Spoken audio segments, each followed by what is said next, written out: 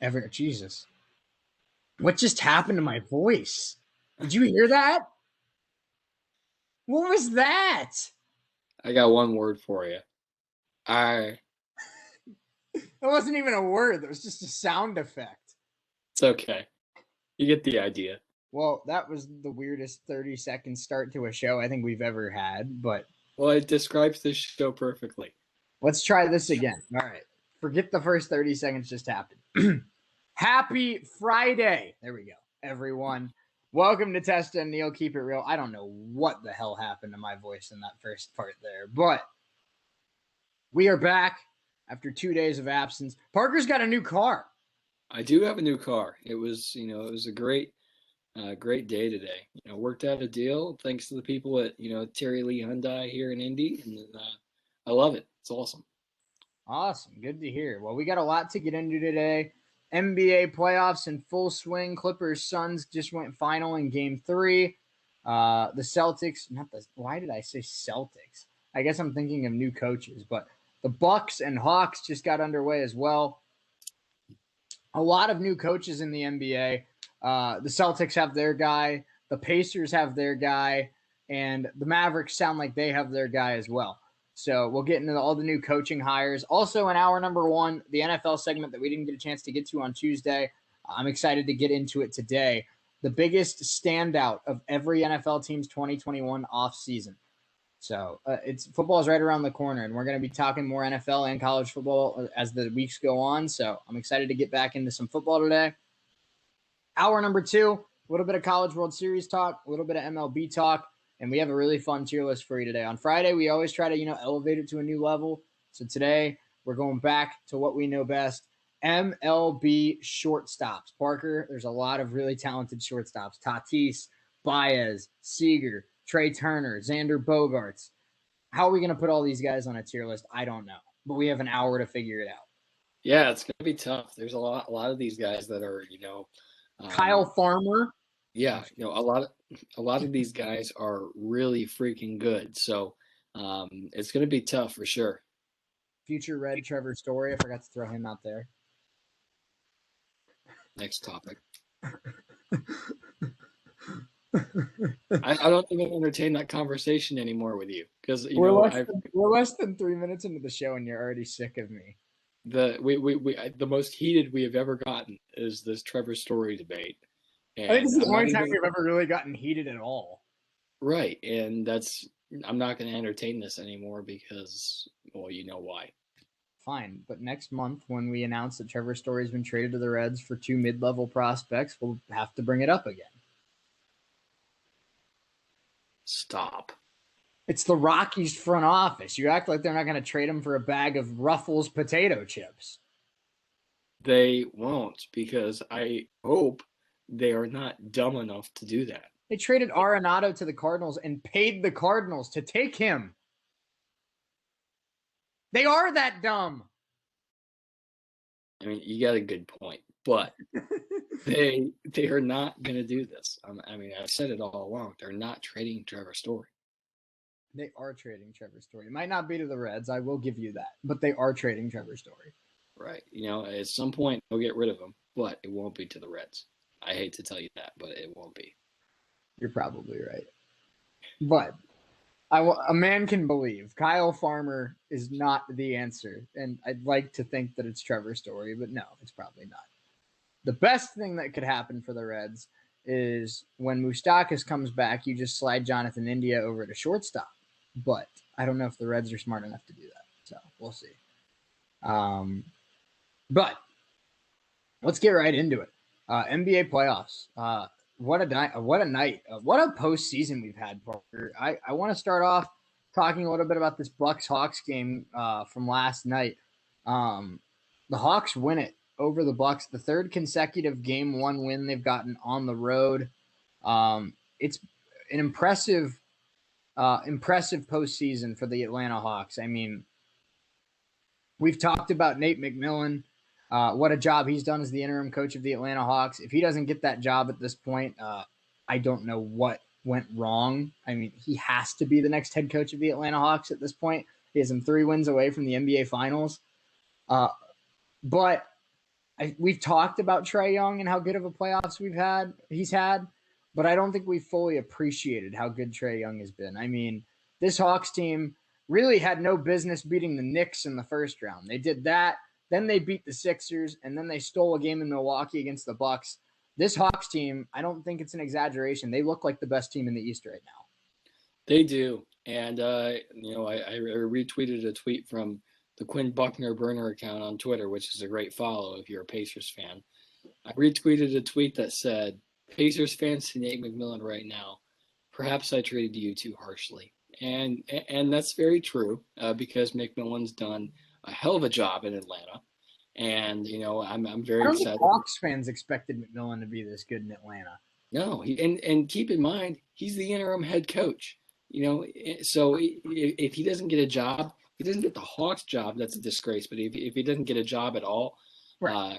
A head guy somewhere, you're doing it wrong. So. If Atlanta's dumb enough to let him go, he'll stumble his way to, Portland or Washington or somewhere like Nate McMillan's going to be a head coach in the NBA again after this year.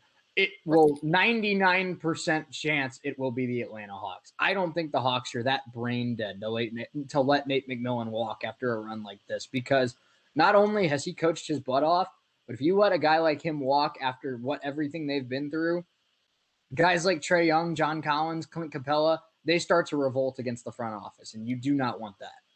Right, and I'm as excited as I am about the new Pacers coach. We'll get to him in a minute, as well as a few other new faces and new places. But if McMillan doesn't get a job, the NBA's, I'm not going to say rigged, but it's flawed completely because McMillan's just done fantastic with what he's had in Atlanta, really all year long and into these playoffs. You keep in mind that the Hawks were, near the basement of the Eastern Conference in January, and they've dug themselves out of the hole, and they're a few games away from going to the NBA Finals. So, and you got to give all the credit in the world to Nate McMillan.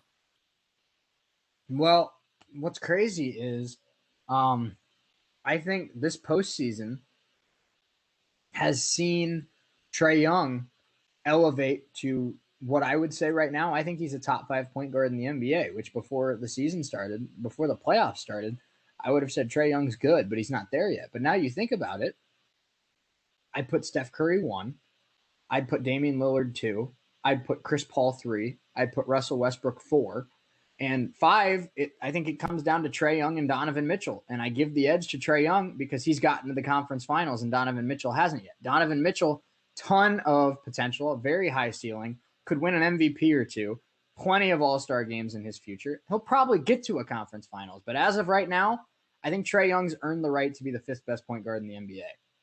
He has. And based on, and that's like you said, based on everything he's done in these playoffs. He put up 48 points in game 1, 48 points. And the Hawks squeaked by in that one. They won by 3. As good as guys like Holiday and Giannis and Chris Middleton were, Trae Young was on a completely different level. He was, and John Collins had a great game as well. He played 37 minutes, had 15 rebounds with 23 points.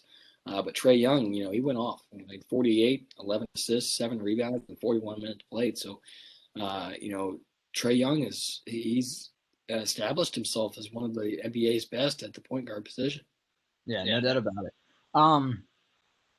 I'm just curious. This wasn't something that we anticipated doing, but how would you rank the top 5 point guards in the NBA right now? Because we both agree that Trae Young's in the top 5, but how would you rate your top 5? So personally, as far as pure talent, I'm going to put Damian Lillard at 1. Okay. Steph Curry would be 2 for me. I do Chris Paul 3. I'm going to put Trae Young at 5, but 4 is tough for me. I'm in between Westbrook and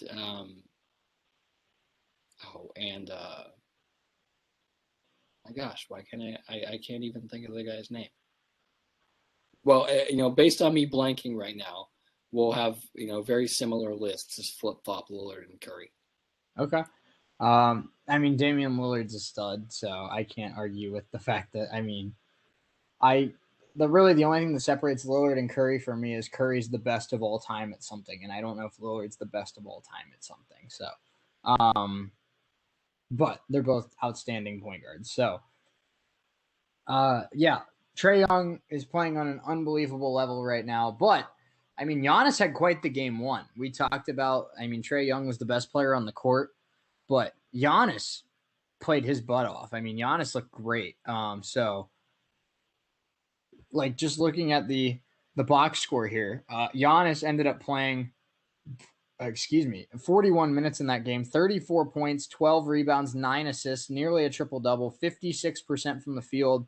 He even hit 6 of 8 free throws, which free throws have been a big issue for Giannis this postseason. He knocked down 75% of his free throws. Also had 2 steals, 2 blocks, only 3 turnovers, which when you have the ball in your hands and you're facilitating as much as Giannis is, 3 turnovers is actually pretty solid. So a near triple double. I don't know off the top of my head if Giannis has had a triple double in his career. I don't think he has. But we're used to seeing Giannis put up 30 and 15. That's not super rare. But the 9 assists as well with the 2 steals, 2 blocks, and efficient day shooting the ball from both the free throw line and from the field. Really good game one from Giannis Antetokounmpo. And I mean, it sucks that the Bucks came away with the loss in game one. But if there's anything positive to take away from that, Giannis Antetokounmpo is playing some really good basketball right now. Yeah, he is. And, we talked about, guys similar, guys that can be facilitators. And, Giannis hasn't really been known as a guy who can facilitate the basketball. He can't, he doesn't really whip it around. KD doesn't really whip it around either.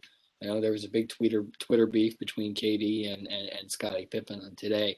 But LeBron whips it around very well at that. But Giannis is, starting to dive into that aspect of his game to where he facilitates the basketball a lot more. So if Giannis can be, a guy who isn't just playing selfish ball, he isn't taking it to the rim, he isn't shooting from the mid range, he isn't a ball hog. If he whips around to other guys and gets other guys involved, gets guys like Holiday and Middleton and Pat Connaughton, Brook Lopez, PJ Tucker involved, the Bucks are going to be scary, and they came out on the wrong end of this one in game one, but they played very well. And if we can see Giannis play like this, more and more, I don't see a reason why the Bucks won't be back.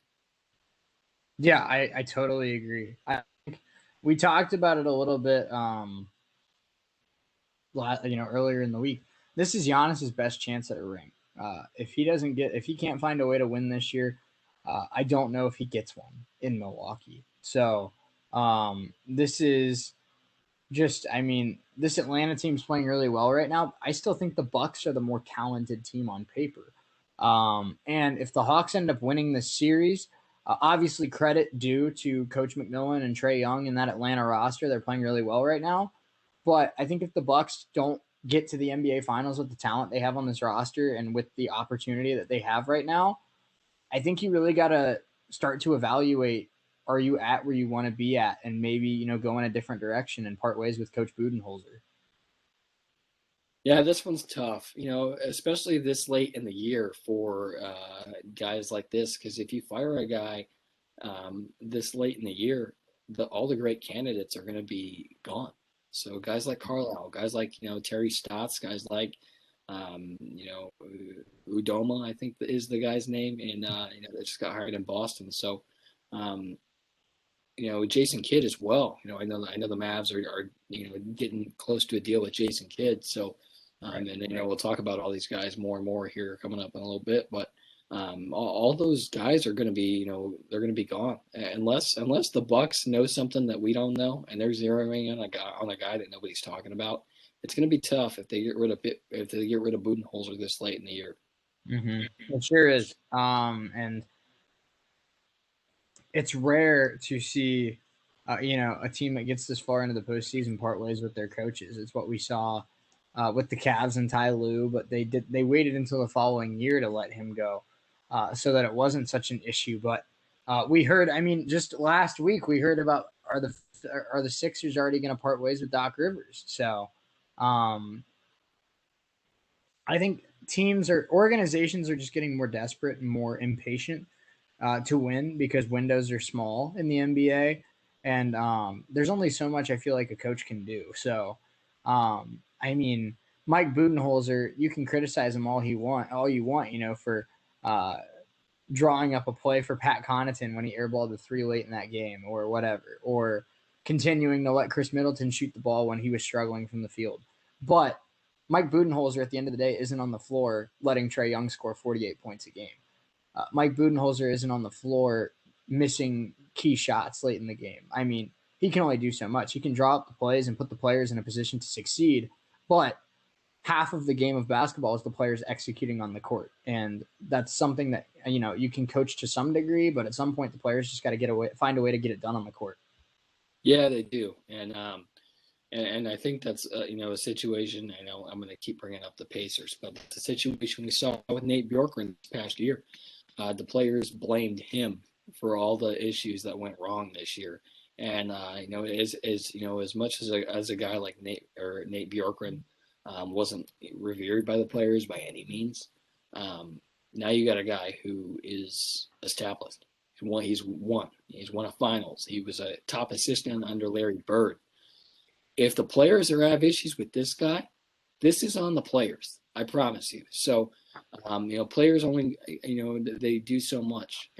Actually, I'm sorry, coaches can only do so much. It's with the players that have to, establish what, the players are essentially the product of what the NBA is. It's a players' league. So, if the players are unhappy, coaches get fired, general managers get fired.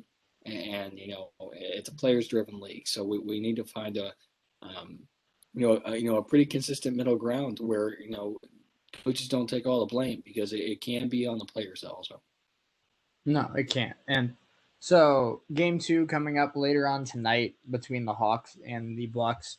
Before we move on to the Clippers and Suns, just kind of gut feeling, Parker, do you think the Hawks take a commanding lead and go back to the A up 2-0, or do you think the Bucks find a way to bounce back tonight and even up the series?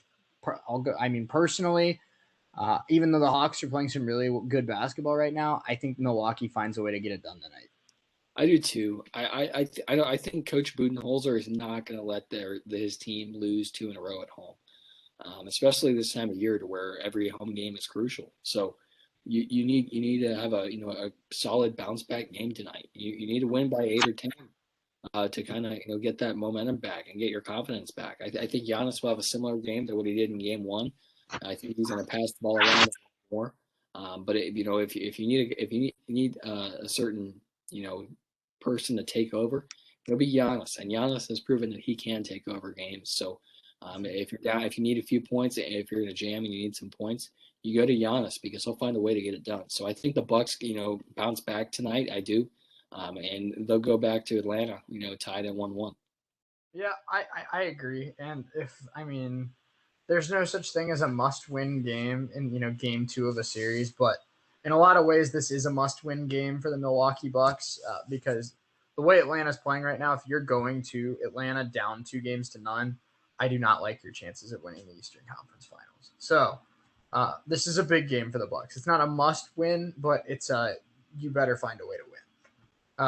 So let's move on to Clippers and Suns. The Game 3 just went final about 30 minutes ago at the time that we're recording this. The Clippers get back in the series, winning Game 3, 106-92. So it's now 2-1. Phoenix leads. But even though the Clippers won tonight, we'll get to the Clippers in just a second. I want to start off talking about the Suns. Devin Booker, there was a quote that was said earlier today. He broke his nose in 3 different places in Game 2. Wore a mask today, and they asked him if wearing the mask was impacting his vision at all, and he said, all I need to see is the basket. And I'll tell you what, Parker, that's maybe the most Mamba mentality Kobe quote I've ever heard in my life. Like, that screams. People have said all playoffs that Devin Booker's possessed by the spirit of Kobe Bryant, and I thought it was kind of a cool idea, but it was like, okay, you're comparing him to one of the greatest players of all time. But he said that today, and I'm like, all right, there's a little bit of Kobe in this guy. Yeah, after he had, we've seen guys they struggle with the headgear. We've seen guys that are a lot better with the headgear. Somehow, personally, if I had to play with headgear on, it would bother me, and I would not play well. Well, you I don't remember play. I don't Kyrie, play well anyway, but I think if I had to wear headgear, it'd be worse. But Kyrie uh, Irving. I remember Kyrie Irving broke his nose like his third or fourth year in the league back when he was still with the Cavs, and he wore this black mask. And this was before they made black masks like illegal in the NBA. But he wore this black mask and he scored 57 points, hit a game winner in overtime against the Spurs, and everyone was like, "Masked Kyrie is like the best thing to ever happen to the sport of basketball." So it's insane how some players seem to get better with a broken nose and just having a mask on their face. right, and there are guys that are like that, and it's crazy to to honestly see Booker struggle because we haven't seen him struggle like this in the playoffs. Put up a triple double last time out, so the Suns still have a 2-1 lead, and the game 4 will be coming up here in the next couple of days, but um, they need to get Booker back to what he's normally is, because without Devin Booker, the Suns are they're screwed, to be honest with you. They are. They need to find a way to bring Booker back, whether it's take that headgear off or find a way to be dominant, the same dominant Devin Booker we've seen in the entirety of these playoffs, because they surely need him. They do. And speaking of guys coming back, Chris Paul came back tonight for Game 3. Um, he played. I think he played reasonably well considering he hadn't played in about a week and a half. But the Suns are definitely a better basketball team when Chris Paul's on the floor. So I don't think we're going to see Devin Booker struggle like that every game, obviously. So if Booker gets that shot back that he's had for the entire postseason until tonight, and Chris Paul is out there running the floor like he does so well, we've seen DeAndre Ayton grow from a 22-year-old kid into a full-grown NBA center in this postseason. Parker, I mean, he came into this playoffs as a good player with a lot of talent, but he still had a lot of room to grow. As these playoffs have gone on, he's gone head toe to toe with guys like Anthony Davis and Marc Gasol and excuse me, in the second round, also going up against Jokic. So it's like, yeah, I mean, I get that he was a number 1 overall draft pick and he has a lot of potential and that he's expected to be a good player, and he is a good player. But this playoffs, I think, has taken him from a good player with a lot of potential to a really great NBA center. Talk about a tough test. Guys like Jokic and Anthony Davis, and Marc Gasol are not guys that are guys that stink. They're really good established NBA centers. So to have Ayton go up against talent like this, it's early on in his career, right, and it's early on in his career that he is, and to outplay them. The end of game 2 was unreal. To be honest with you, that alley oop and the dunk that Ayton had. He was widely revered by Phoenix Suns and basketball fans everywhere after that, because I saw a video from the stands there in Phoenix when he hit that shot, and that's what sports is all about, moments like that. So he's faced tough tasks, he's overcome them. So it's great to see Ayton having success. As good as Booker and Chris Paul are, you need a third to to be that guy, and Ayton is certainly emerging as that third guy in Phoenix. Yeah, absolutely. And I think that you talked about just how he's still so young, but it's like, I mean, you can play along at home if you're listening, but let us know on social media at WWSU1069, Twitter, Instagram, Facebook, at Parker Testa, at ESPN Shea Neal. I've heard that they're donning that play, the Valley Oop. What are your thoughts on that? I think it's a really badass name. I think it's awesome. Yeah, that'll be a play that's remembered, especially if the Suns win this year, the NBA Finals. That'll be a play that'll be remembered for Right. years to come. It's like the block on Iguodala. It's simply just called the block, and the Kyrie Irving 3 over Curry is just called the shot. I mean, if the Suns win it all, I mean, we'll be looking back 5, 6, 7 years from now talking about the value in the Western Conference Finals. Right, and plays like that are revered everywhere. We had the catch with Joe Montana and Dwight Clark. We had, the Vikings weren't able to finish that year, but the Minnesota Miracle, the Miami Miracle beating the Patriots, plays that are remembered for a long time. The Iguodala block with LeBron James. How about The shot that Kyrie Irving hit. Yeah. So plays like that are remembered for years and years to come. And especially if the Suns win the finals this year, the Valley Oop will be remembered by so many. Yeah, absolutely. And I mean, it pains me because, there's nothing I hate more than the St. Louis Cardinals, but that home run by David Freese is branded in my memory because of just how big that moment was. So it's exactly what you said, that it's moments like that aren't forgotten. And if the Suns win it all this year, I mean, Phoenix has been a city that's been starving for a champion for so long, that if the Suns finish the job this year and win it all, which the way they're playing right now, I mean, they definitely have a shot, a good shot. I think a lot of this postseason, with the 4 teams that are left, I think for a majority of this postseason, the Suns have looked like the best team out of the 4 that are left. So I like the Suns' odds of at least getting to the finals, maybe winning the whole thing. But if they do finish the job this year, I mean, DeAndre Ayton's going to be a name that Suns fans tell their grandkids about. Yeah, it will. And you're not lucky enough to say names like that often.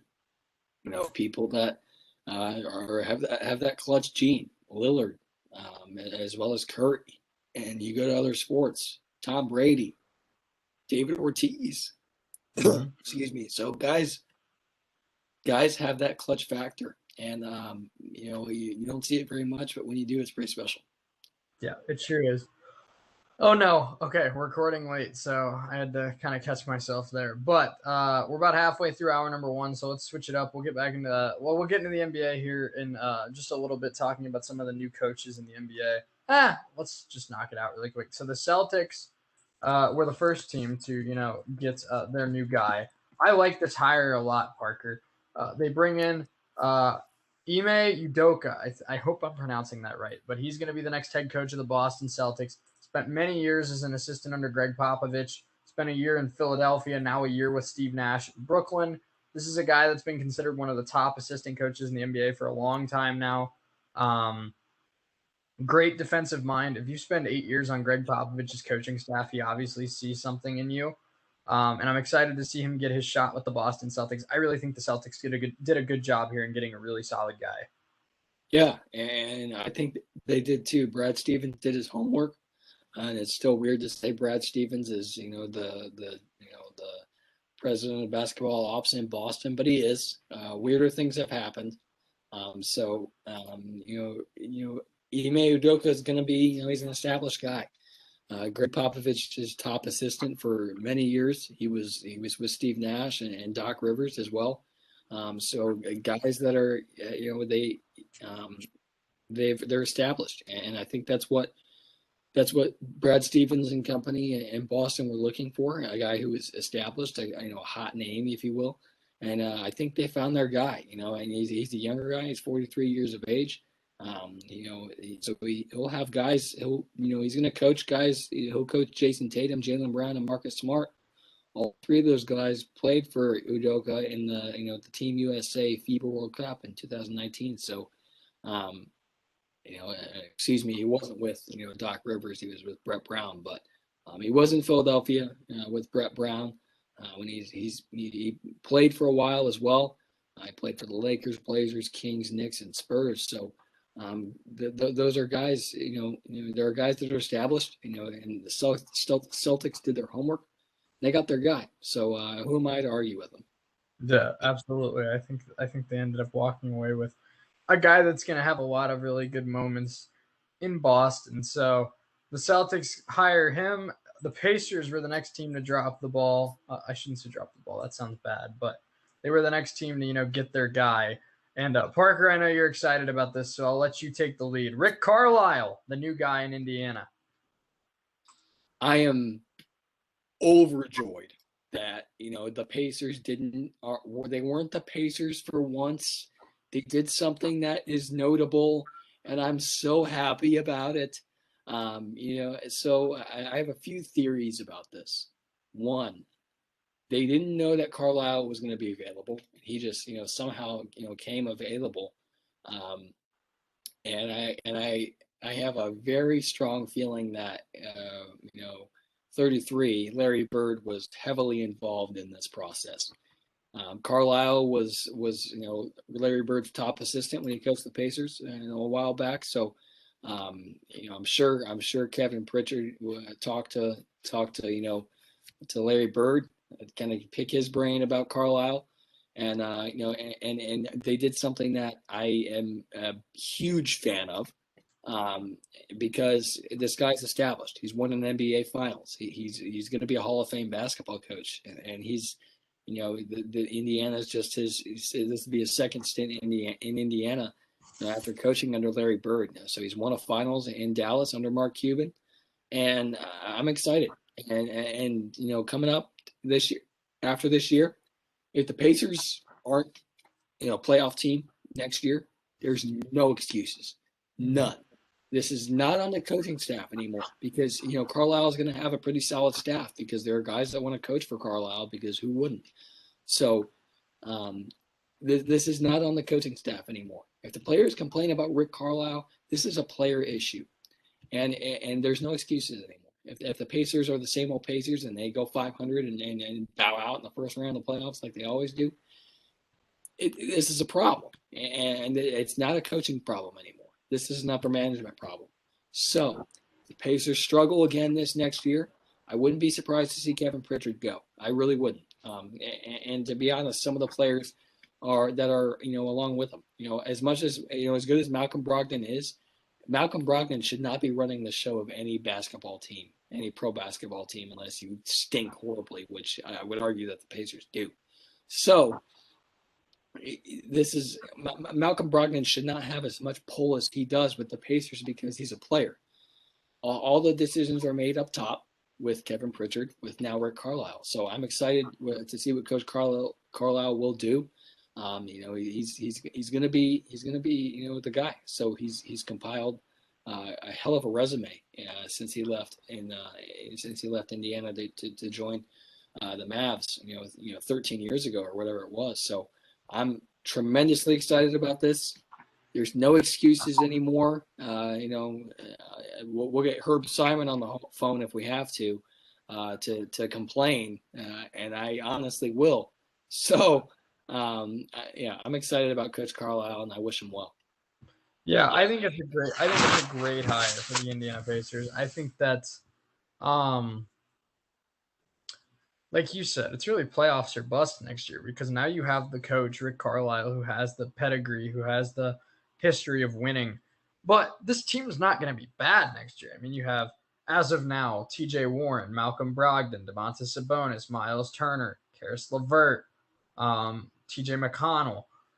It's a good team. I mean, it's not a team that's going to beat the Nets or beat the Bucks or whatever, but there's no excuse why that Pacers team next year with that talent on that roster can't be at least, the 5-6 seed in the East. And I think that's a good first step for Coach Carlisle. And you're obviously going to be getting some talent through the draft, and maybe they make room for a star via free agency or something like that. Actually, I saw a couple days ago, there was an article that came out on 6 potential landing spots for Ben Simmons. And one of the trade packages was TJ Warren and I can't remember who the other player was, but it was 2 players, Warren and somebody else, for Ben Simmons. And I don't know what your thoughts would be on that, because I know you're not the biggest Ben Simmons guy, but maybe it could end up being a mutually beneficial thing, because Ben Simmons gets a chance to start over in a new city and get a new fan base to try and win over. And Indiana has been looking for that player that can rejuvenate that fan base since Paul George left. And I get it. Domantas Sabonis is really damn good at basketball, but Domantas Sabonis is not that sexy name that is the face of Pacers basketball. You trade for Ben Simmons, yeah, he's not as good as a lot of people thought he would be, but you trade for Ben Simmons, he is that sexy name that becomes the face of Pacers basketball. And I think that's something they've been looking for the last 4 or 5 years. Yeah, they have, and you could argue that Oladipo was that guy, but then For a year or two. Yeah. right, and he complained enough to get him shipped out to Miami. So for some reason, no one wanted to be around, and but I think part of that was Coach Bjorkgren. I think there are guys that are like that, but you need to have that star, and like you said, they haven't had that star since Paul George left, or with other than arguably Oladipo for a short time period. So that you need to have that face. And the Pacers really don't have a face right now. They got Sabonis and they got Turner and a few other guys that are notable, but other than that, you don't have a whole lot. So I'm hoping that the Pacers aren't the Pacers that we normally see in the draft. Take take the highest rated power forward from some college that nobody's heard of. So that's what the Pacers have done for years. Jay Leaf, maybe. Yeah, TJ Leaf, Cassius Stanley was an okay pick, but he's early on in his career. So what the Pacers really need is they need a small forward that's a lot pretty reliable, a guy who can get in and give you 25 minutes a night and maybe give you a 15 and 10. That would be insanely ideal. If they find a way to do that, fantastic. I will go down there and hug the Slick Lantern statue that doesn't exist if they pull off something like that. So the Pacers, hopefully this is the start of the revival of what was once great Indiana basketball. That's really no longer. Yeah, and I mean, since the draft lottery just happened this week, next week we'll do we'll go over the one of the mocks and see who the Pacers has. Who the Pacers have taking, or who they have the Pacers taking, I should say, in that first round. So we'll see what happens there. But it should be very, very interesting. So we have, one more kind of job to talk about. This one's not official yet, like the other two are. Carlisle and as well as Udoka already official. But this one sounds like it could be official as soon as later today. Jason Kidd, strong front runner for the Dallas Mavericks job, and it sounds like both sides are working hard to get a deal done. So it sounds like, barring any sort of last minute mind-blowing story, the next head coach of the Dallas Mavericks will be Jason Kidd. And I know he had a rough first coaching experience, and I know that he's had his issues off the court in the past with the DUI and stuff like that, but this is a guy that I still think has a lot of potential as a head coach because of his basketball IQ, because of his experiences as one of the best point guards of the last generation of basketball. And he just spent a year under Frank Vogel in LA. He's got a lot more experience than he did the first time he became a head coach. So I like this move, and I think Jason Kidd's going to be very, very good for Luka Doncic because nobody, commanded an offense and nobody ran a team like Jason Kidd did over the last couple of years. And I think he's going to really elevate Luka Doncic's game to the next level, which is insane to say because it's scary to think that Luka's game could get to another level. Right. And Jason Kidd, he had that stint, as a head coach before. And not a lot of guys get second chances. They really don't. So it's good to see Jason Kidd have that experience under Frank Vogel, who's an established winning coach in the NBA. And I'm not saying that Jason Kidd isn't, but he'll get another shot at it. So I think they always say you learn from your mistakes from the first time, and you'll do better the next time around. So I think we're in the same situation with Jason Kidd.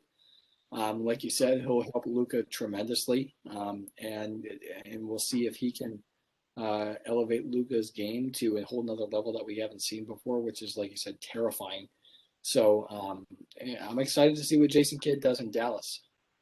For sure. All right. Well, we have about 20 minutes left here in hour number 1, so we're going to start this NFL segment. We'll continue it into hour number 2, and then we'll do our tier list to end the show today. So, Parker, let's get this started. Again, this is, for those of you that are just now joining us, the biggest standout of every NFL team in the offseason so far. So let's start with the Arizona Cardinals. We're just going to go in order of, the alphabet. It's quarterback Kyler Murray. The Cardinals, Kyler Murray is already one of the NFL's most exciting young quarterbacks, but he's prepared to take a significant step in year 3 thanks to his preparation this offseason. Cliff Kingsbury says, I know that he's been working really hard to try and take that leap. Last year, the 23-year-old posted 4,800 yards combined and 37 total touchdowns. Now he's on track to be a more complete quarterback based on a growing comfort level in the Cardinals' offense. Kyler Murray could be on an MVP track this season. I totally agree with that. I actually have Kyler Murray in my MVP discussion, but it sounds like the young star could take a huge jump in year 3 in Arizona.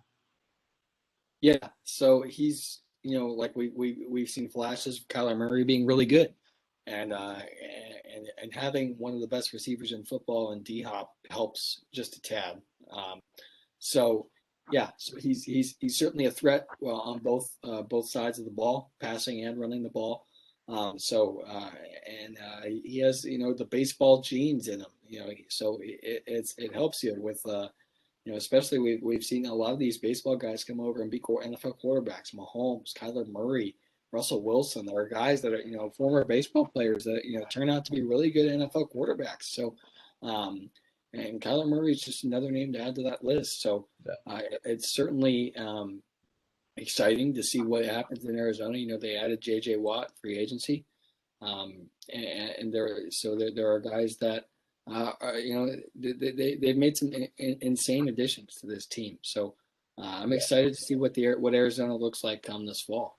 Yeah, I agree. And I mean, I think that I hear so many people try to compare Lamar Jackson and Kyler Murray, and I don't think that's a fair comparison. When I look at Lamar Jackson, I think kind of like a Robert Griffin III before he got hurt kind of vibe, a guy that utilizes the read option, a guy that isn't the greatest thrower of the football, but his athleticism makes him a weapon. Kyler Murray, and maybe it's because they're both undersized, and maybe it's because they're both some of the best athletes in the NFL. Kyler Murray just reminds me of a younger Russell Wilson, honestly. Yeah, he's very similar in that, like I said, former baseball player. And they're very similar in size, and they play. And they're both right, and they're both insanely intelligent. What I love about Russ and what I love about Kyler, great athletes that can run and make plays whenever they want, but they only do it when they know they need to do it. Where Lamar Jackson sometimes guilty of going when he doesn't need to go, and thank goodness it hasn't led to a serious injury yet, but there's always that door, that possibility because of how often he uses his legs. Guys like Kyler and guys like Russ, because they have the arm talent, don't use their legs quite as much. And I think that it's long-term beneficial for them because, like I said, he's only, 23 years old in his 3rd year in the NFL, but I've just been blown away with how intelligent Kyler Murray is. Yeah. And he's, led Arizona to do things that we haven't seen Arizona do since Carson Palmer. So, there was a lot of worry about, he was a very surprising, the number 1 pick, a few years back. So, and Arizona got their guy, and Kyler Murray is that guy in Arizona now for sure. So he like you said, he's in MVP conversations, and I think he'll be in that conversation next year, contingent on how good of the year that, and the Cardinals are always known for having a strong defense, but this offense is nothing to look over. Yeah, and they have D-Hop, like you said, and they have Christian Kirk and Andy Isabella, 2 really young, talented receivers. They also brought in AJ Green, and I know AJ Green hasn't had the best last 2 years with the Bengals, but if they can get 60% of what AJ Green was in his prime, that's still a really solid number 2 wide receiver to DeAndre Hopkins. So this Cardinals offense has the potential to be really fun this year, and I'm excited to watch them. I'm going to definitely be watching my fair share of Cardinals games this year. So the Atlanta Falcons, it's wide receiver Russell Gage. No one will ever truly replace Julio Jones in the Falcons lineup. Still, the franchise's greatest player does leave a void that someone must try to replace. After all, excuse me, the 32-year-old wide receiver leaves behind a significant role in the Falcons' offense. Calvin Ridley will pick up some of the slack, but Russell Gage is the obvious candidate to flourish without Julio Jones. He finished last season with 72 catches for almost 800 yards. His usage his usage should dramatically increase under new head coach Arthur Smith. Coach Smith said that Gage has done a nice job in the slot, but we'll move him all over the place, and then we got to make a decision as we get closer to the season where we'll give him a shot. He's done well. He's grown his game, and I'm excited to see what he's capable of on a more consistent basis. I feel like you and I included, Parker. I feel like a lot of people just said that Julio's gone. It's just going to be the Calvin Ridley show, but I like that they brought up Russell Gage because, I mean, he's a very talented receiver in his own right, and a lot of people, I think, assume that because Julio's gone, the Falcons wide receivers are just not good anymore. But Ridley and Gage is still a very good 1-2 punch. Yeah, of course. And like you said, Matt Ryan is still there. So personally, I don't think Matt Ryan is done by any means. You know, he's a guy who still has the talent to be a consistent and a consistently great NFL quarterback as Matt Ryan. So, you know, and Gage is no different. You know, he's a guy who's been around for a long time. He's 32 years old. Or I'm sorry, that was Julio. That was 32 years old. Now he's in Tennessee. But Russell Gage is, you know, next guy up. So, and that's the old mantra for sports anywhere. You lose a guy, and it's you know, next guy in line. Calvin Ridley is going to be the number one role, but you know, Russell Gage is certainly, you know, has all the tools to flourish coming up here this season as a, you know, a number 2 role there in Atlanta. Yeah, and I apologize for ducking off camera there.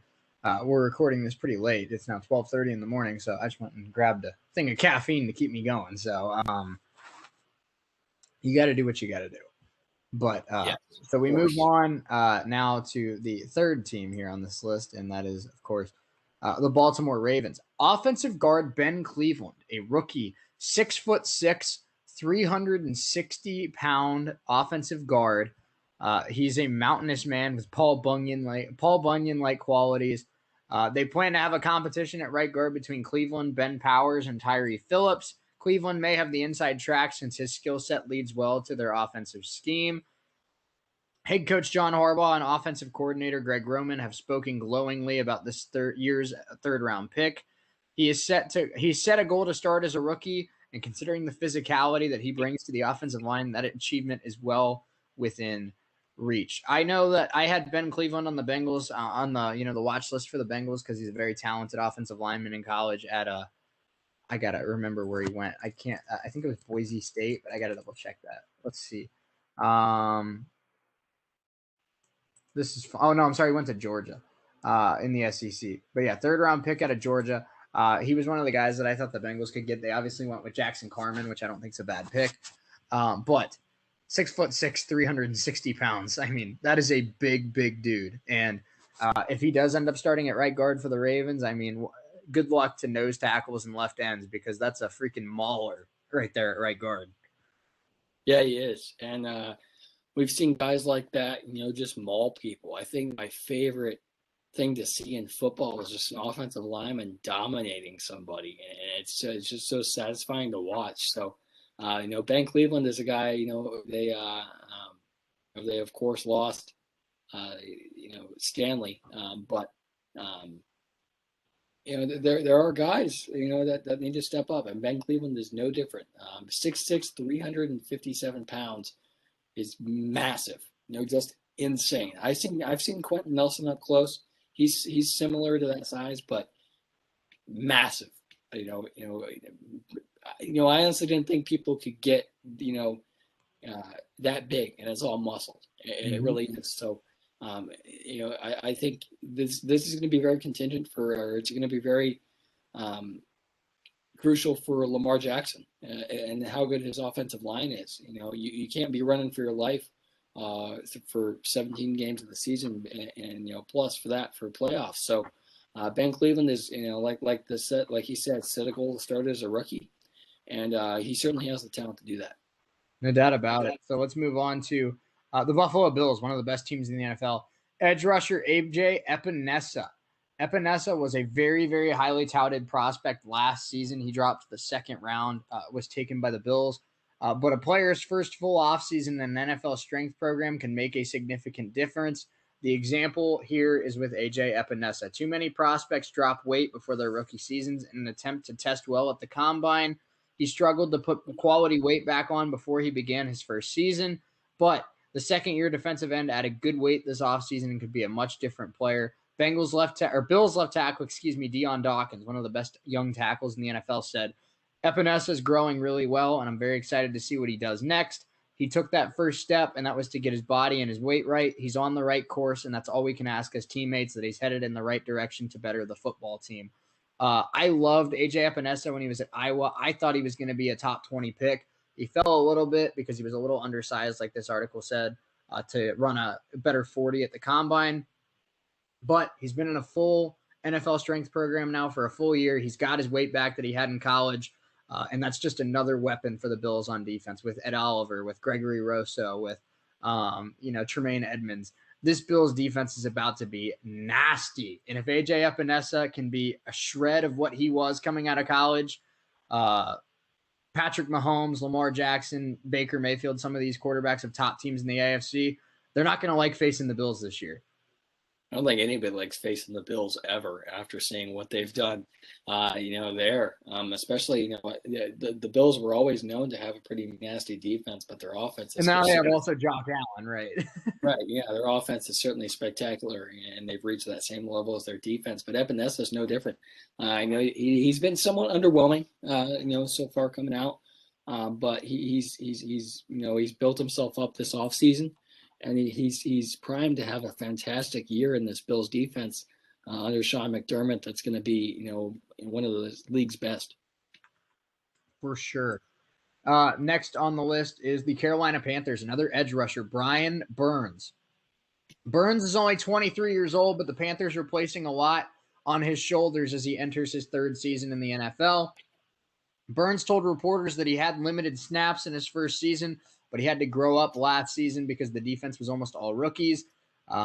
So he had to grow up, show him the ropes, and he'll go into this year like he has the leadership role as well. Burns led the Panthers last year with 9 sacks and 57 total pressures. He's only 23 years old, but his role continues to expand with the potential to become one of the best young edge rushers in the NFL. This guy, really talented, really speed. He has a lot of speed for a defensive lineman. And if any of you at home play the Madden video game, his card in Madden is also very, very good. So Brian Burns is an absolute stud, only 23 years old. And like this article said, because the Panthers are such a young football team, he's really already the captain of that defense because Kuechly retired. So 23 years old in your third season in the NFL, still learning a lot, and you're already basically the captain of that defense. I mean, Brian Burns has a lot of pressure on his shoulders, but he handles it very well. He does, and a guy that I think I can compare him to as far as a leadership role goes at such a young age is Darius Leonard. Leonard has had that. He's become a captain in the Colts defense, and Burns is emerging as a leader on this Carolina defense as well under Matt Rule. So, Burns he's still only 23 years old. He's going into his third year. He's still an insanely young guy.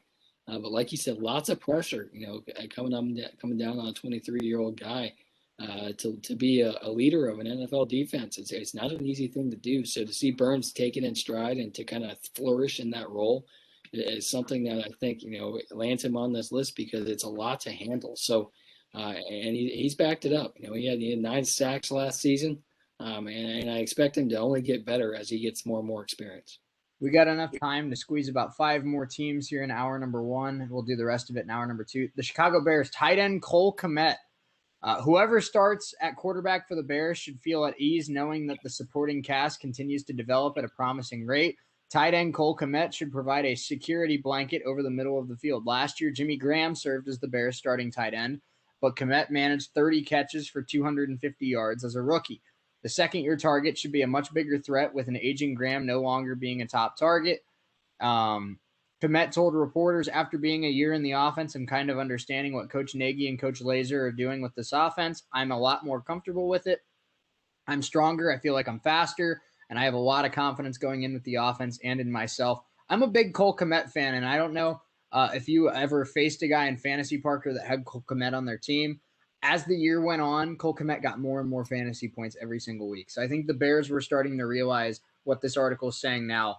Cole Kmet got better and better with the more reps he got. And I think he's going to be a really, really good tight end this year. I know a lot of people talk about, the top young tight end in the NFL right now is TJ Hawkinson with the Detroit Lions. But you might not have to venture too far. Also in that division is Cole Kmet, and I think he's going to have one heck of a year. Yeah, I think he will too, and especially with a guy as the combination of Andy Dalton and Justin Fields throwing the ball to him. So, and that's incredibly an incredible learning experience to get from Jimmy Graham. A guy to sit behind Jimmy Graham. He's going to be a Hall of Fame tight end. So he's really he's has all the talent in the world. So I'm excited to see what Cole Kmet does. And before we get into this next team here, I need to get off my daily complaining segment. Oh Lord. Dodgers. The Dodgers are currently playing Cubs. They're getting no hit. They're getting no hit through 7 innings. By Zach Davies. You are playing the Cubs. The Cubs, who started out the year the worst hitting team, the worst offensive team in baseball. Their pitching is nothing to write home about. Yeah. And you're getting no hit with Bellinger back in the lineup. Yep. Mookie Betts back from the stomach flu from the last night. And you can't hit the ball. I'd really appreciate it if the Dodgers could come back and win that game so the Reds can get back within 2.5 games of first. That'd be nice. I would appreciate it if the Dave Roberts wasn't completely incompetent and actually had his guys work for at bats what they normally do, and just try to hit the damn ball, please. All right, I'm Parker. done. This one's easy. Cincinnati Bengals. Who do you think has been the standout of the Bengals this offseason? Take a guess. I think it's not that hard. It's not that hard. I think the first letter of his name starts with J and ends with O. Burrow. Yeah, I was hoping you'd say Joe, and I was going to say make a smart ass comment and say you're right, Joe Mixon. No, I'm just kidding. It is Joe Burrow. Joe Burrow, of course, the quarterback of the Cincinnati Bengals, coming back from a torn ACL and MCL is no small feat. But Joe Burrow is less than 7 months removed from the devastating injury. Yet his recovery has been impressive. He isn't at full strength or practicing at full speed, but he seems to be much further along than expected. He was actually doing rollouts to his left during organized team activities earlier this week. The quarterback expects to be ready to start week 1 against the Minnesota Vikings. Burrow told reporters that he is still working through rehab throughout the entire offseason, but he couldn't do as much as usual because of practice fatigue and all that. So we'll ramp that up back now and get back to 100% before camp. Joe Burrow, obviously, it's insane that he's already on the football field throwing and moving around less than 7 months after destroying his leg. But if he can be ready to go in week 1, that's a big win for the Bengals, because when Joe Burrow's on the football field, the Bengals are not a bad football team. And that's a big step in the right direction for that organization. Well, I'm surely hoping, for the sake of one of my, currently worst takes on this show. So I'm hoping that, Burrow is as good as he looks coming out next year. So, I expect the Bengals to, have an incredible year, and I'm hoping, Burrow and Zach Taylor and company back me up on that. So I just don't look like a complete fool, which, I kind of do already, but it's so I'm hoping, that, and I'm hoping, and I think that he'll have a fantastic year in Cincinnati. I really do. I agree. Let's do one more here in hour number 2, or hour number 1, going into hour number 2. We'll do the rest of them to start off hour number 2, and then we'll do that tier list of the top MLB shortstops. So it's the Cleveland Browns, Parker, and this is a guy that we both liked a lot, and we were stunned that he fell to the second round. Jeremiah Owusu-Koramoah. The Cleveland Browns will sport an entirely revamped defense this fall. 9 new starters can be found among the projected lineup. Owusu-Koramoah's addition is one of the most exciting because the team never expected to land the reigning Linebacker of the Year award, or Linebacker of the Year winner, after drafting cornerback Greg Newsome in round 1. He slid all the way down to 52nd overall after being a unanimous All-American. The Browns snagged him, and their defensive coordinator said to me, "It felt like we got 2 first-rounders." His value lies in his versatility. He's not a traditional linebacker. He's a defensive chess piece. Cleveland.com's Terry Pluto compares him to Isaiah Simmons, able to play strong safety, slot corner, linebacker, defensive end, edge rusher. And he's heard the phrase freak of nature multiple times from team officials and coaches when describing Owusu-Koramoah. Expect the second-round steal to be in competition for Defensive Rookie of the Year. I love Jeremiah Owusu-Koramoah. I hate that he ended up in an AFC North team because I think he's going to be an absolute stud for the Browns. Yeah, I think he will too. Like we said, both of us were stunned that he fell as far as he did. And I know both of us made the joke that we wanted to see him on the Raiders just so we could see John Gruden say Jeremiah Owusu-Koramoah. Yeah, Yeah, I think he's going to be really, really good. I do, and he certainly has the talent coming out of college. He went to Notre Dame, so he certainly looks very strong. Yeah, he sure does. All right, we're gonna go take a 2-3 minute break. It's gonna be a shorter break today because we still got a lot of NFL teams to get into here in this segment. And we also have our MLB shortstops tier list. Parker, we're gonna be kind of cutting it close, trying to squeeze everything into 2 hours, but we'll make it work for you here on this Friday afternoon. So we'll step away for about 3 minutes. When we come back, hour number 2. Keep it locked, keep it real. We'll be back right after this.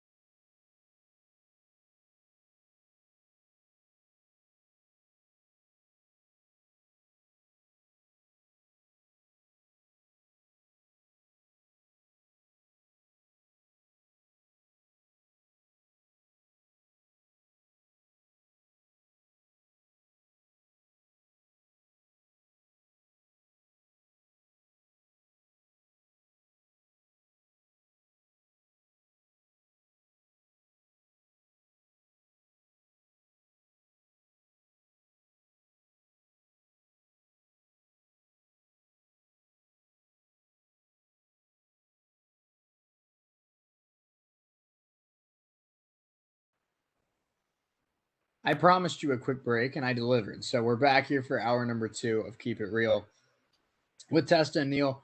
I hope you're having a great Friday. I know Parker is because Rick Carlisle is the coach of the Pacers, and he got a new car. So I know his life's going pretty well. My life's going pretty well, too. I don't know why my mom would be listening to my radio show. I know she doesn't like it because she thinks I'm not very good at it. But if she is listening, this pear almond bread that she made slaps. So good job on that. I appreciate it. Yes, I'm a big flavored bread guy. Absolutely. I will never ever turn down banana bread. Never. No, never at all. And there's another Geez, I forget exactly what's in it, but it's like cherry, and it's some kind of alcohol. I don't remember, but it's like cherry and alcohol, and they put that in the bread, and it's got to be like rum or something. I don't know, but I'm just a bread guy all around, and I apologize for that bread is horrible just voice crack just now. bread is a slept-on food group. I mean, and I'll tell you what, for those of you that live in the Fairborn, Dayton area, I experienced piata for the first time on Thursday. I should say Wednesday. It's like Italian Chipotle, which is something I've never experienced in my life, but they had some really good pasta there, Parker. And when you're back in town, we're going to have to hit up piata. Yeah, for sure. No, I would never, ever turn down pasta. Absolutely not. And it's literally the exact same vibe as Chipotle. And unfortunately, it's a wallet death trap because it's right next door to Five Guys too. So that's you got piata, Chipotle, and Five Guys, right? Brutal. And then when you're on your way out of that little plaza, there's McAllister's too. Right. So it's not food heaven. Right. That little block is food heaven, but also food hell. Right. It's great for my stomach, but horrible for my wallet. But I'm okay. Right. Some days you just got to spoil yourself. So, let's get back into this NFL segment so we get through it all here today. Appreciate you hanging out with us, like I said. Dallas Cowboys, CeeDee Lamb. CeeDee Lamb played well as a rookie, but he can be even better. He finished second on the Cowboys last year with 935 yards. He could easily top the 1,000-yard mark in year 2 based on his growth and a healthy Dak Prescott. Mike McCarthy said, I think CD is an excellent example of what you're looking for in a second-year player. The second-year player benefits most in the full offseason program. They make the jump. He's very comfortable, very natural. He's definitely making that move that you like to see in second-year players. He may even reach the point where he surpasses Amari Cooper as the top wide receiver in Dallas. What are your thoughts on CeeDee Lamb? And that's saying something because Amari Cooper is certainly, fantastic. So, and as good as CD is, to beat out Amari Cooper for the top job in the wide receiver room in Dallas is quite an accomplishment. So, I love CeeDee Lamb, and to have Dak Prescott back in Dallas, I love watching Stephen A. rag on Cowboys fans because it's great TV. But I'm really excited to see what Dallas does this year. They added Micah Parsons in the draft, which is one of a lot of people thought, myself included, that he was the best defensive player in the draft. So they added Micah Parsons to their defense, which will help out tremendously. So I'm excited to see with Zeke and CD and Amari Cooper, and having Dak back. I expect Dallas to win some pretty good number of games this year. For the Denver Broncos, it's another young wide receiver here on this list. Jerry Jeudy. Jerry Jeudy is the pick here in this article for the Broncos on their biggest standout. Jeudy was considered the most polished wide receiver prospect in the draft last year. Even those who look ready for the professional ranks need time to adjust. Timing and concentration became issues for Jeudy during his rookie season, but he still led the Broncos with almost 900 receiving yards. He told reporters that you want to get to a certain spot in a certain place with that exact timing, knowing how to make the defender move him where you want to be and get to that spot at the exact timing in the play. That was the biggest thing. He added that I'll be so quick to catch and run and hurry up and make a play instead of catch first and then run. That's mostly what it is, trying to make plays too fast and not focusing on the bigger picture, which is catching the ball. A locked-in Jeudy will make him a dangerous weapon no matter who the starting quarterback in Denver is. It sounds like Jerry Jeudy's really embraced the mentality of being an NFL wide receiver. He's an elite route runner with very good athleticism as well. A little undersized, but I mean, if he's, again, back to focused on the crispness of his routes, catching the ball, making plays in space, Jerry Jeudy is going to be a really nasty wide receiver this year. And I mean, if his play in preseason backs up what he just said there, I might be taking him in fantasy this year. I'm a big Jerry Jeudy fan.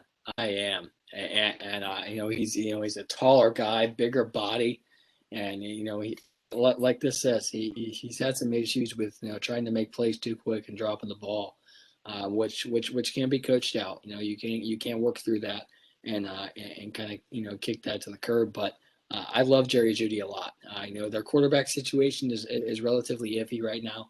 I'm not a big Drew Lock guy, but with the addition of, they got Jeudy, and they certainly have talent there in Denver for sure. So, and Jerry Jeudy is certainly near the top of that list. So I'm excited to see what Denver does next year with Jerry Jeudy. Okay, so we're going to actually stop there, which I know is a little weird, but I want to make sure that we do this tier list. Some of the other big ones that we can touch on really quickly, but for the Texans, it is Tyrod Taylor. For the Colts, it is Kwity Paye, edge rusher, first-round pick, obviously.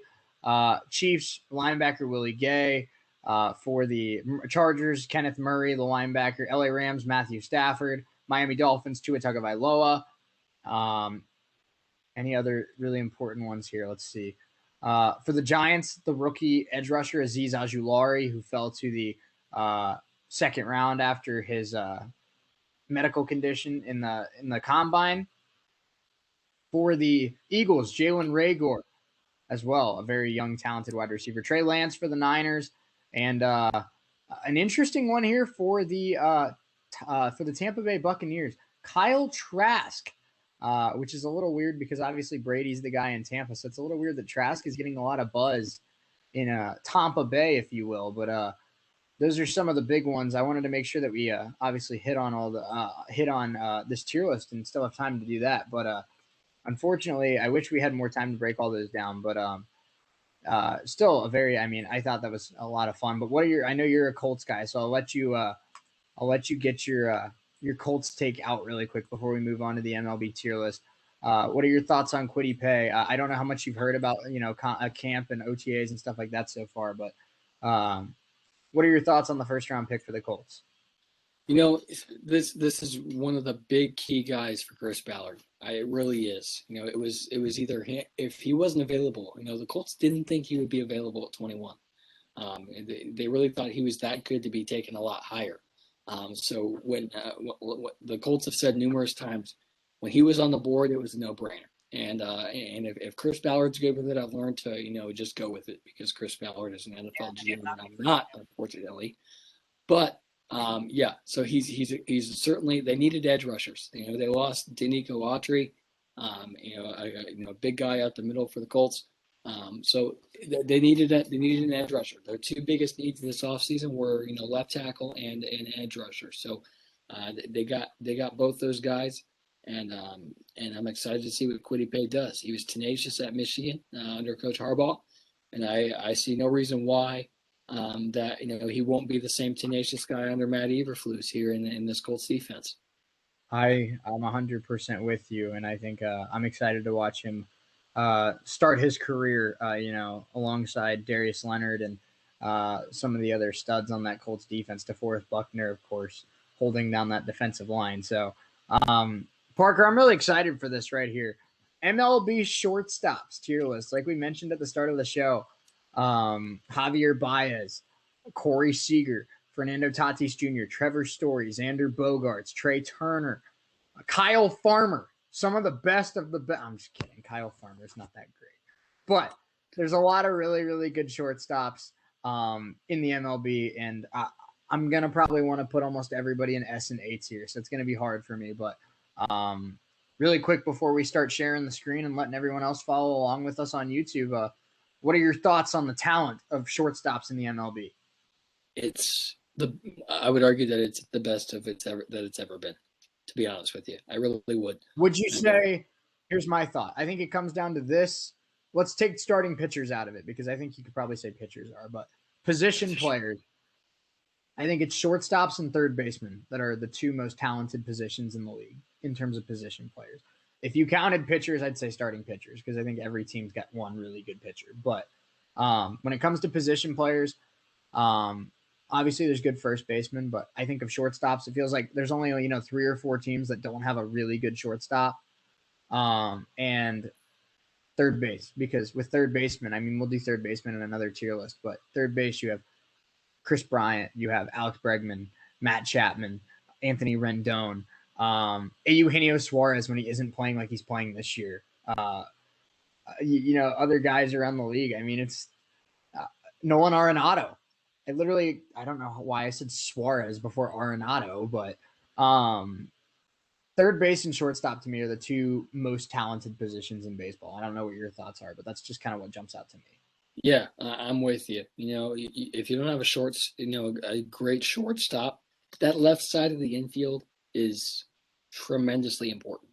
Because if you don't have a star at either one of those positions, if not both, you're going to struggle. And right. Most of these teams have pretty solid guy at either one of those positions, if not both. Right. So I would argue that shortstop talent is the best that it's ever been right now in baseball. Third basemen are certainly not far behind, and both those positions are incredibly important. And guys who can play both positions are incredibly valuable as well.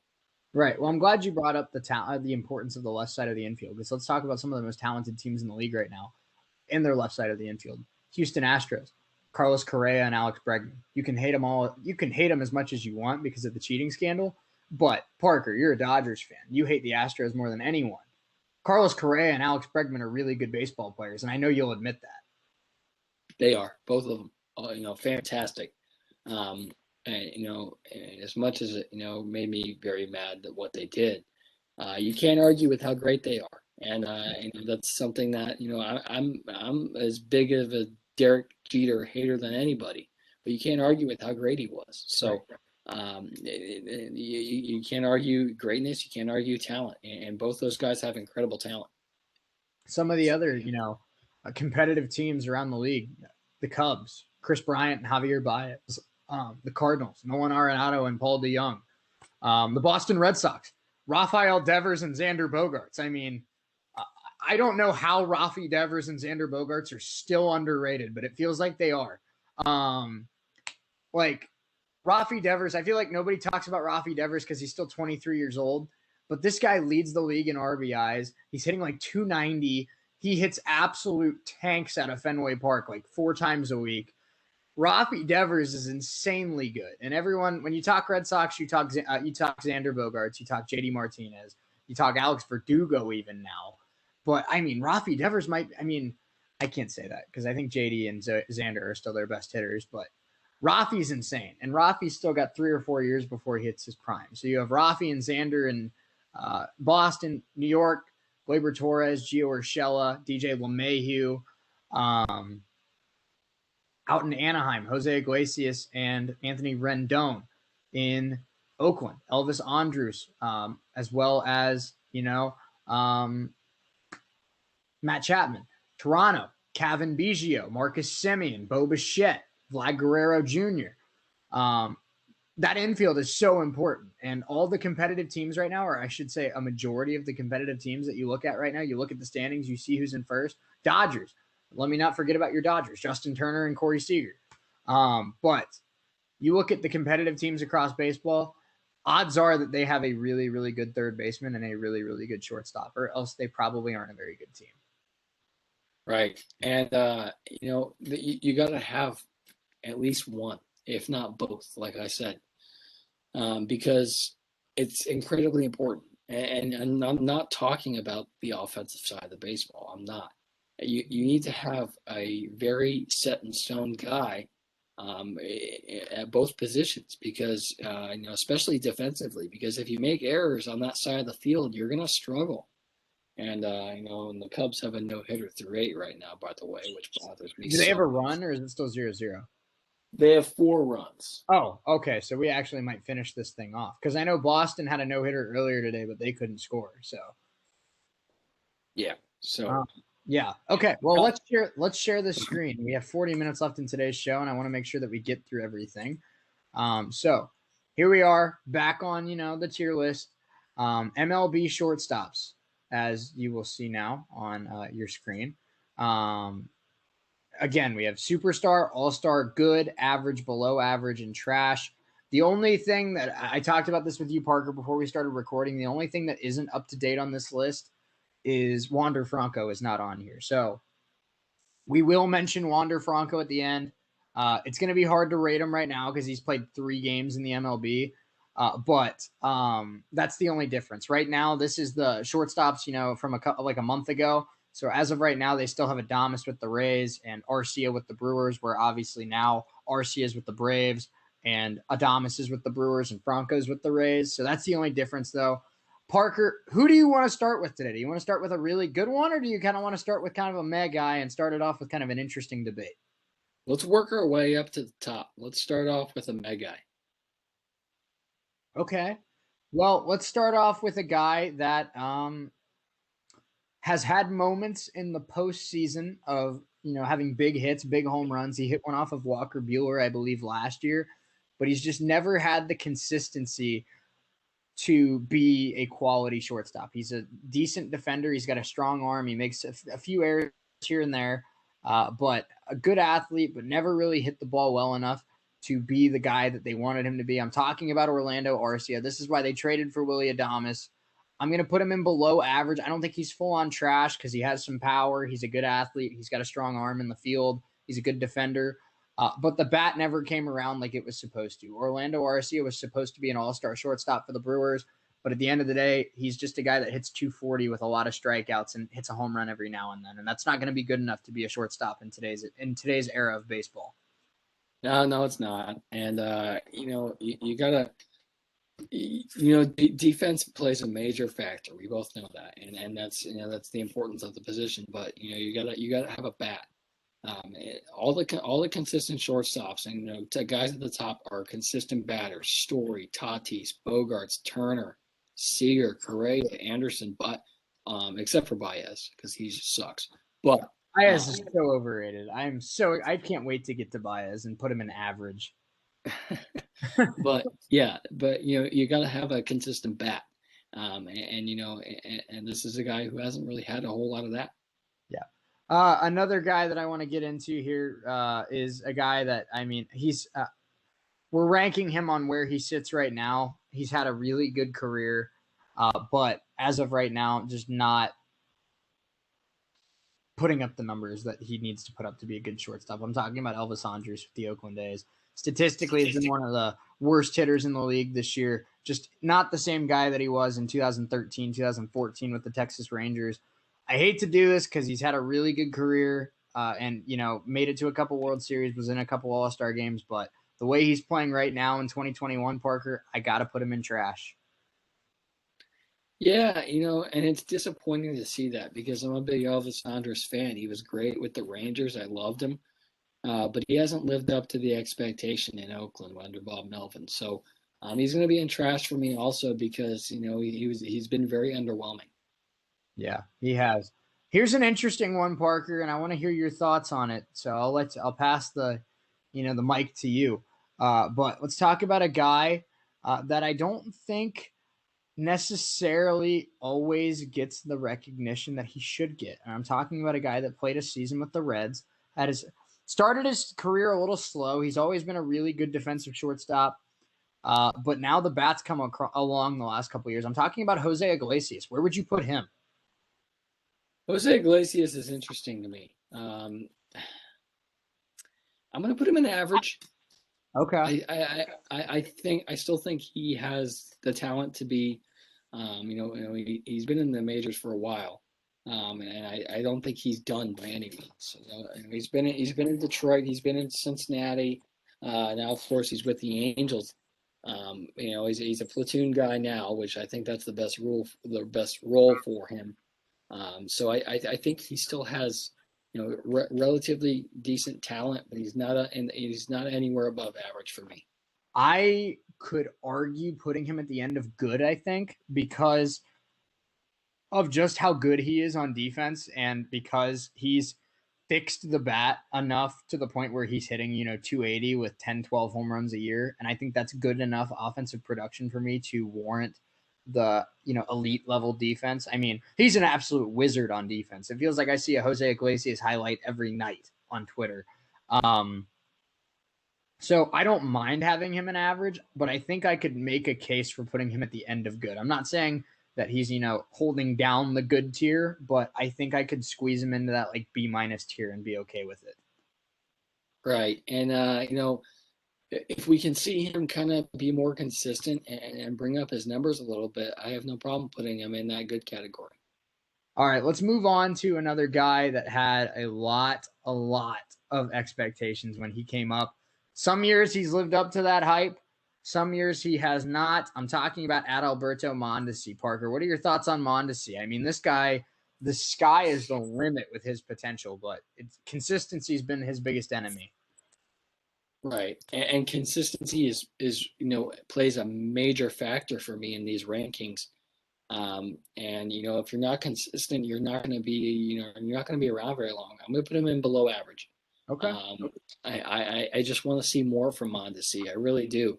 I think he's certainly better than guys like Andres this year. But I just want to see more consistency from Mondesi. Yeah, and I respect that. I think that I'd personally take Mondesi over RC. I think you would too. He's got great speed, great athleticism. He's a pretty solid shortstop defensively. Not the best in the league, but certainly not the worst. And he's a switch hitter, which is very appealing. He's got some power. He's got, he's had years where he's hit 280 with 20 home runs and 40 stolen bases. And you're like, oh my goodness, this is going to be a 8-time All-Star. But there's other years where he hits 225 and has trouble getting on base. And because of that, his numbers suffer. And so I could maybe argue end of average, but definitely if we're putting Jose Iglesias in average, I think we got to put Mondesi in below average because I think I'd take Iglesias over Mondesi if I was building a team. Yeah, I would as well. So let's move on to a young guy now. This will probably be our highest ranked player so far. But I like this guy a lot, and he's got a really high ceiling, and he plays in a really fun young team. I'm talking about Bo Bichette. I'm going to put Bo Bichette in good for now. I think he's definitely on track to be all-star, maybe even superstar. I love Bo Bichette's game. He's got a very natural swing. He hits for a lot of power. He hits for a high average. He doesn't draw a lot of walks. He loves to be aggressive at the plate, but it works for him. He puts up the numbers. He's not the greatest defensive shortstop, but he holds his own to the point where he's not a liability either. He's still extremely young. He might be my favorite young shortstop in the league. It's close between him and Tatis, but I love Bo Bichette. He's in good for now, but he is definitely trending up. Yeah, he is. And he's a guy who, one of the league's brightest young stars. He is. So I'm excited to see what he continues to do in this league. He's had some, he's certainly had, he's the guy. Him and Vladdy Jr. in Toronto are, Vladdy did such a good year. And didn't Bo Bichette start his career with like 10 consecutive games with an extra base hit, like some stupid stat like that? Right, something like that. Ugh. And the thing for me with Bichette is Toronto's looking really good right now. Yeah, they have Springer, even though he's only played like 4.5 games or whatever it is. He's they got Springer, they got Ryu, Bichette, Vladdy Jr. Yep. This team is it's a sneaky good team, and Charlie Montoya has done a fantastic job. At the helm of this team. So I'm excited to see what the Blue Jays continue to do. Bichette's going to be in good for me also. Yeah, he has. The Blue Jays have been decimated by injuries to their bullpen all year.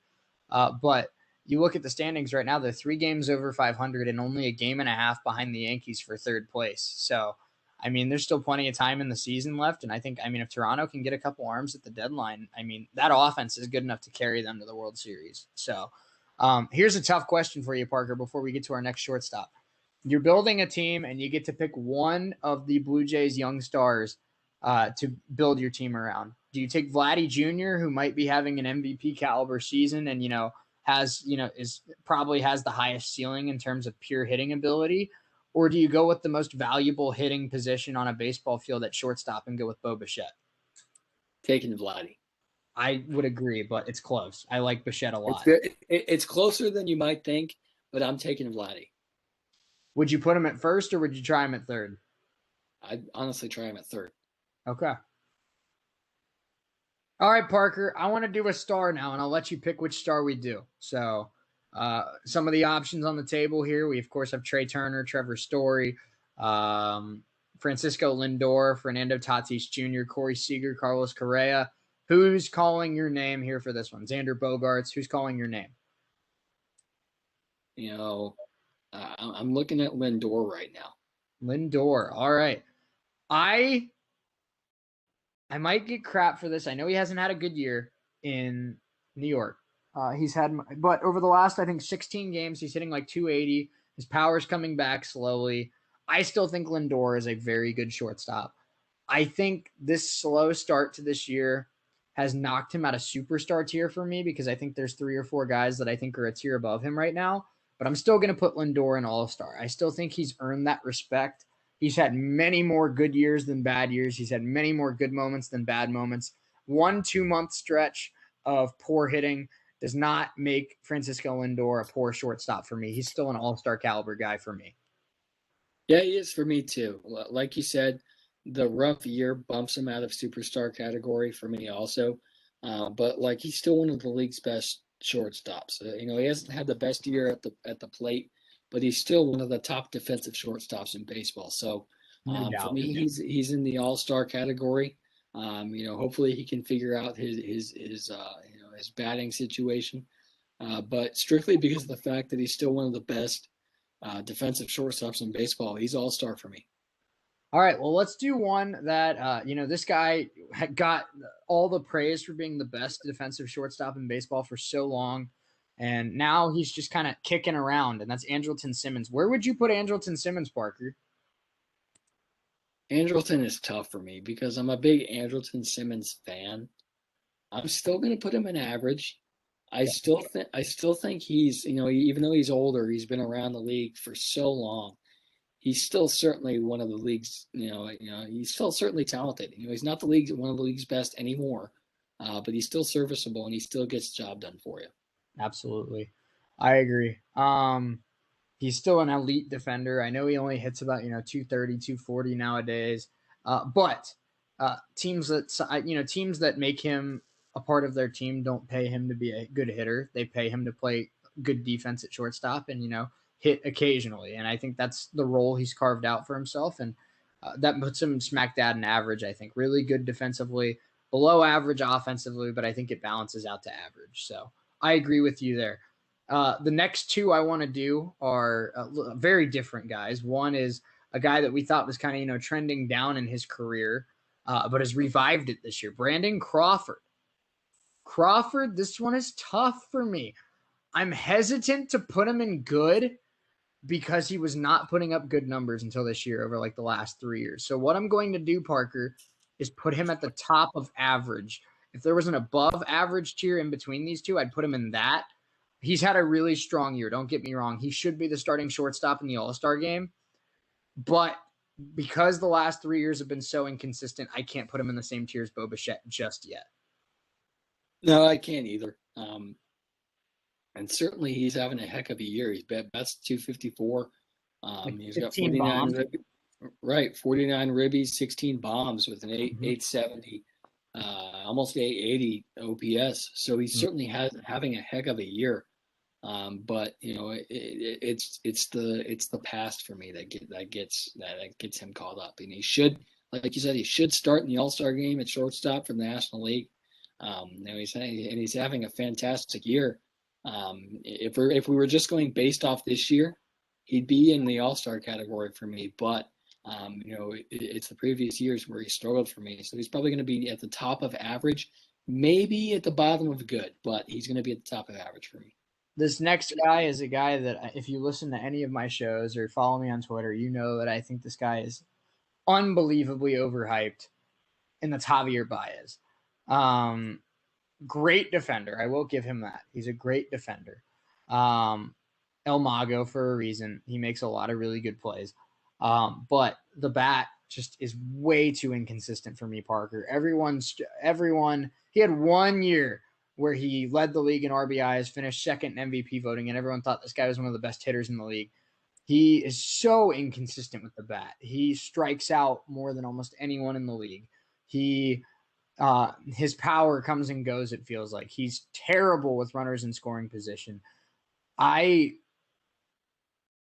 don't know. I personally think that as a Reds fan that's seen him over the last 5 or 6 years, you don't even have to throw strikes.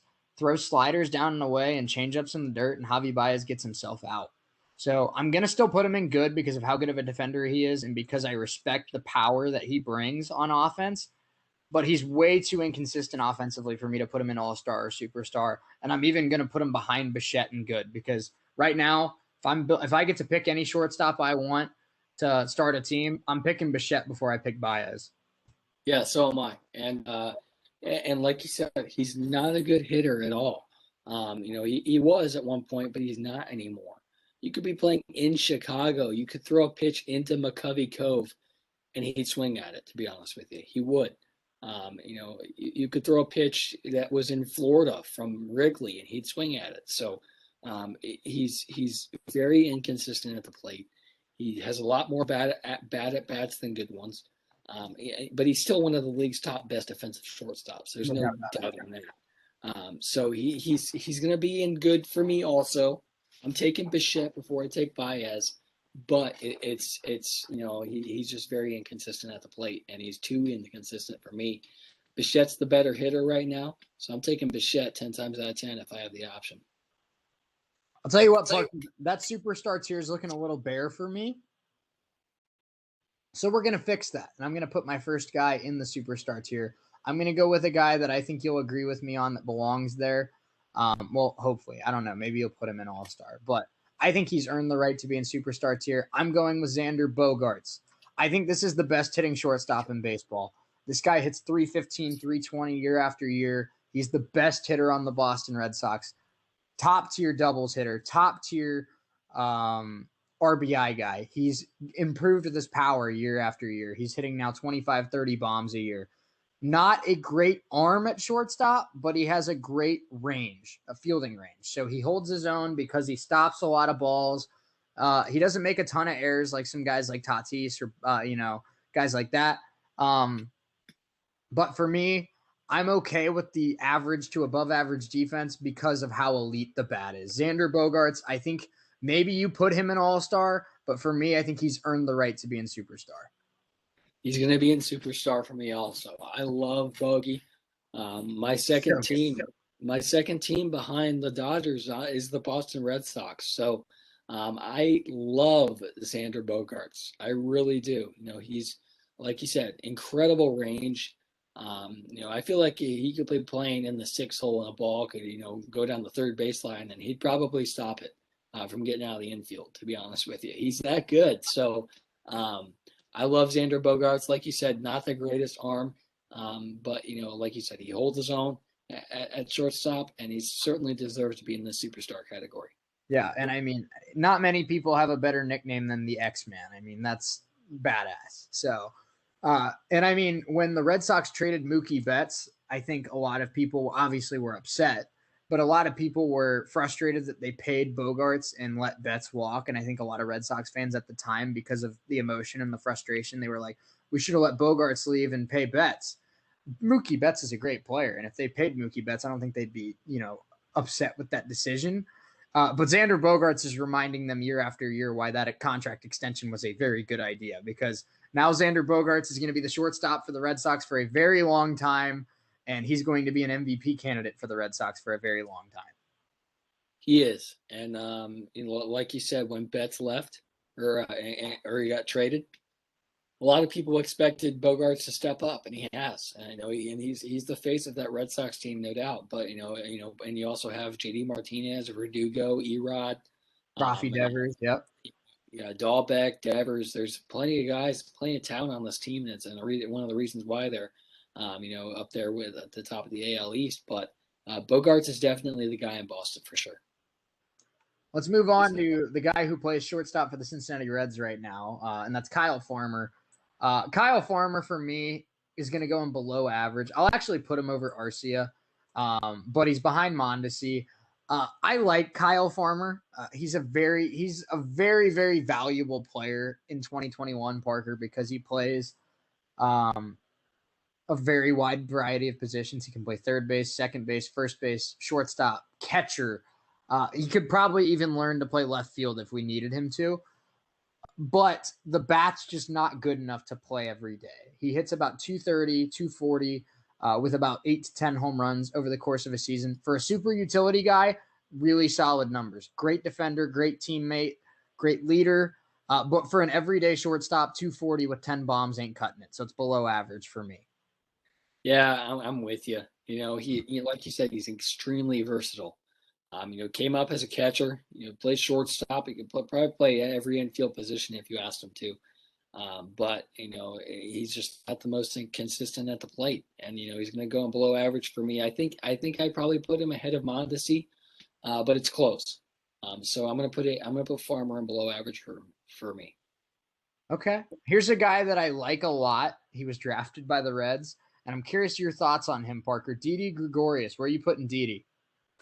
I'm going to put Didi in the good category, probably at the top of good.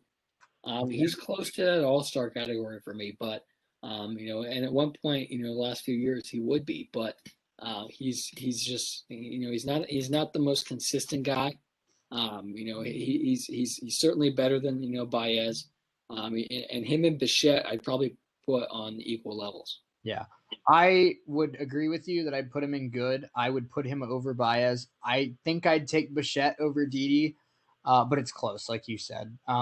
Didi has been in the league longer. I feel like Didi I can count on to be more consistent because I think Bichette's still learning a lot. But Bichette's ceiling is so high where I think with like 90% of the guys that we're going to talk about today, Parker, I would rather deal with a year or two of Bo Bichette being inconsistent because I know what's at the end of that tunnel. Bo Bichette's going to be in MVP talks in 3-4 years because he's that talented. Right. And, as we speak, the Dodgers just got combined no hit, which is brutal. And that needs to be figured out, Roberts. What the hell? But come on, Dave. The Reds won tonight. I needed a game back. Right. But I love Didi. I do. He's certainly one of the leagues. He's one of the more closer to league average, but he's certainly better than most when it comes to the shortstop position. I'd probably take Bichette over Didi right now, but it's extremely close. Yeah, I'd say that Didi's probably about smack dab average in terms of defensively shortstops. He's made his fair share of web gems.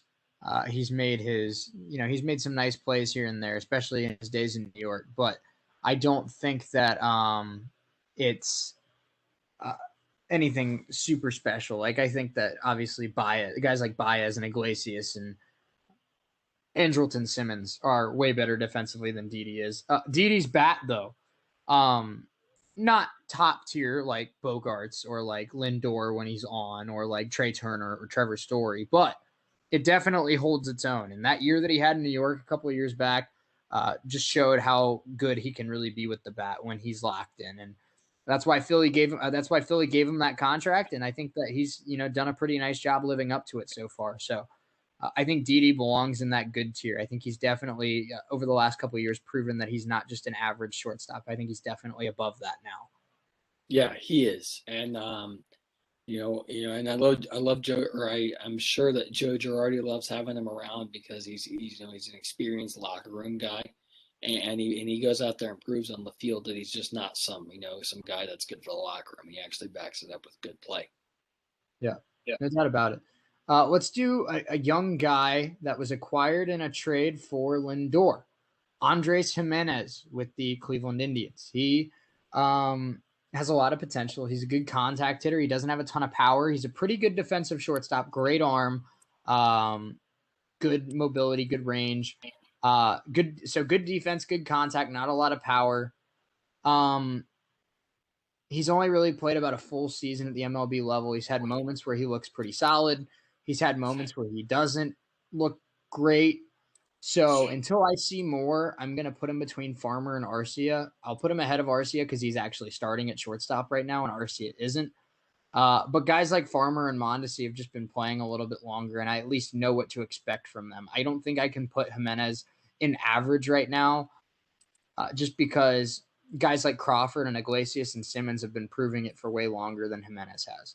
Yeah, and he's a guy who, somewhat, like he's struggling, and even though he's starting at the major league level under Terry Francona, he just hasn't been all too consistent. So I'd probably put him in the same spot as you would. I'd probably take Mondesi and Farmer over Jimenez.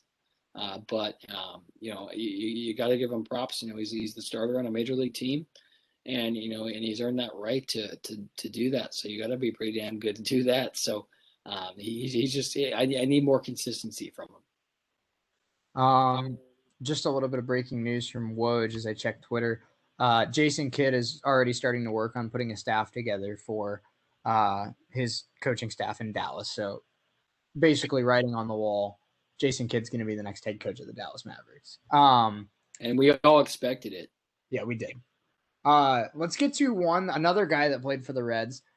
This might be a little bit generous, but I really think he's earned this year. He's a switch hitter, pretty solid at shortstop, a lot of power, a little inconsistent in making contact, strikes out quite a bit, but I think he's earned the right to be in the average tier, and that's Freddie Galvis. I'm going to put him in average. I think Freddie Galvis has had a strong year with the Orioles this year.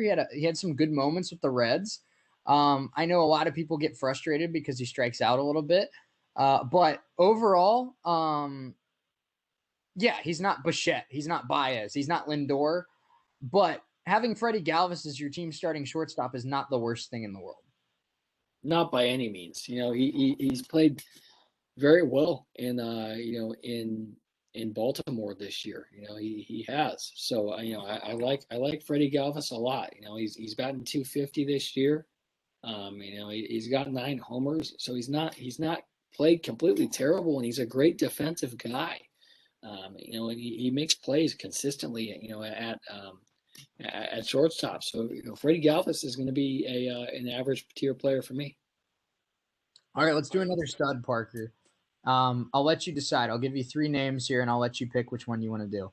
So we're picking between Carlos Correa, Trey Turner, and Tim Anderson. Let's do Tim Anderson. All right, TA. I love TA.